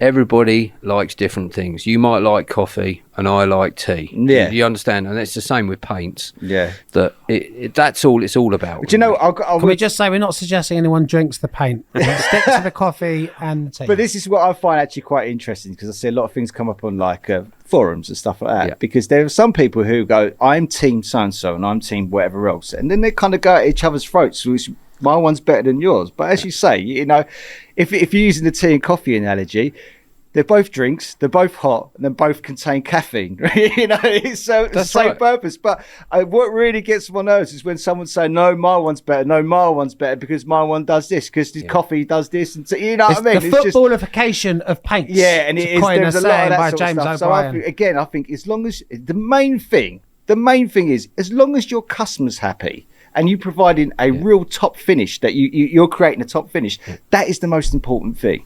I couldn't agree more. Like I say, you've hit the nail on the head again. That is Joel Bardell and Todd Von Joel of the Painting and Decorating Show podcast, bringing my concept of footballification into a discussion about paint and bringing it in absolutely perfectly. There will be people who go, no, it's got to be this, it's got to be that. I love that. I just thought, crikey. Oh, you throw a rock into a pond, you have no idea where the ripples are going to end up. That was fantastic, wasn't it? Do they actually still work and do painting? Yeah. They do the podcast as well as doing the. Do they live near me? Doing the job. I don't know where they live. I don't actually, but I could. I need my bathroom done, and I need my living room redone. Yeah. I can put you in touch with someone actually. Oh, that was good. I'll take one more call, I think. And the shade of pink I've been tickled would be Farrow and Ball setting plaster is the shade of pink that I have been tickled by that. Robert in East Grinstead, I can give you 90 seconds, Robert. What have you got? James, hello. Hello. I went to join the... Hang on, have you ever featured on a painting and decorating podcast? No, I do. My job proper is doing paintings for galleries. Maybe I could just paint a wall and sign that instead. There you go. Would be easier. Lovely stuff. I went to Crawley TA to join the TA in Feb 22, just before all the Ukraine stuff kicked off, which I'm neutral on. I want peace out there. Okay. Anyway, problems with their website. I couldn't get anywhere. Though I met them initially face-to-face. Eventually life carried on. I caught up again. I went in face-to-face again to see them in 2023. Yeah. Went through all the motions. No problems. The guy, and then suddenly, not initially, but down the line, he said, "How old are you?" I said, 53. He said, "Too old, mate." To join the Territorial Army? Yeah, I thought too old, and there's me doing all the swimming and running and trying to get. But I think, isn't that fair enough? Well, he said it's a shame. The commander said it's a shame. We're getting a lot of 50-year-old guys. What's the cut-off point? What is the cut-off point? Do you know? I believe it's 50. But there was no problem in Feb 22, and they had some real website problems then. So did British Gas. Yeah, you can apply to join the Army Reserve until the day before your 50th birthday. So if you'd got in before your 50th birthday, you could still be there now. Yeah, I could have been. But you couldn't. Well, there you go. Someone listening. I'll tell you what. You've changed someone's life, Robert. Someone listening to this is thinking, "Oh, I'll get around to that soon," and now they've thought, "I better get on with it and apply before my 50th birthday." All right. Well, I hope so. If you want to be an officer, you've got until you're 48 years and 9 months old, which seems oddly arbitrary, but there it is. You'd heard it here first. If you want to be an officer in the Army Reserve, Army Reserve is the Territorial Army, isn't it? Is it the same thing? Anyway, yeah, I think so. There you go. I think so. It's too late for both of us. That's a long time gone, mate. I'm 1 year away from a... That is it. Checkered rug over my knees, frankly. A travel card. That's right. If you missed any of today's show, you can listen back on Catch Up on Global Player, where you can also pause and rewind live radio, as well as listen to a range of podcasts. Other podcasts that I've plugged today include Mad, Sad and Bad with Paloma Faith, on which I feature, and the Painting and Decorating Show with Joel Badall and Todd Von Joel, on which I also feature, but a bit less than I do on Paloma's. You can also download James O'Brien Daily, the best bits of my show, in a 60-minute little roundup every day, all free from your app store, or head to globalplayer.com. Coming up at 4, it's Tom Swarbrick, but now it's Corporal Sheila Fogarty. Can you imagine? Yes, I can. I'm afraid I'd be more Private Benjamin. I'd be like, do these come in pink? James O'Brien on LBC.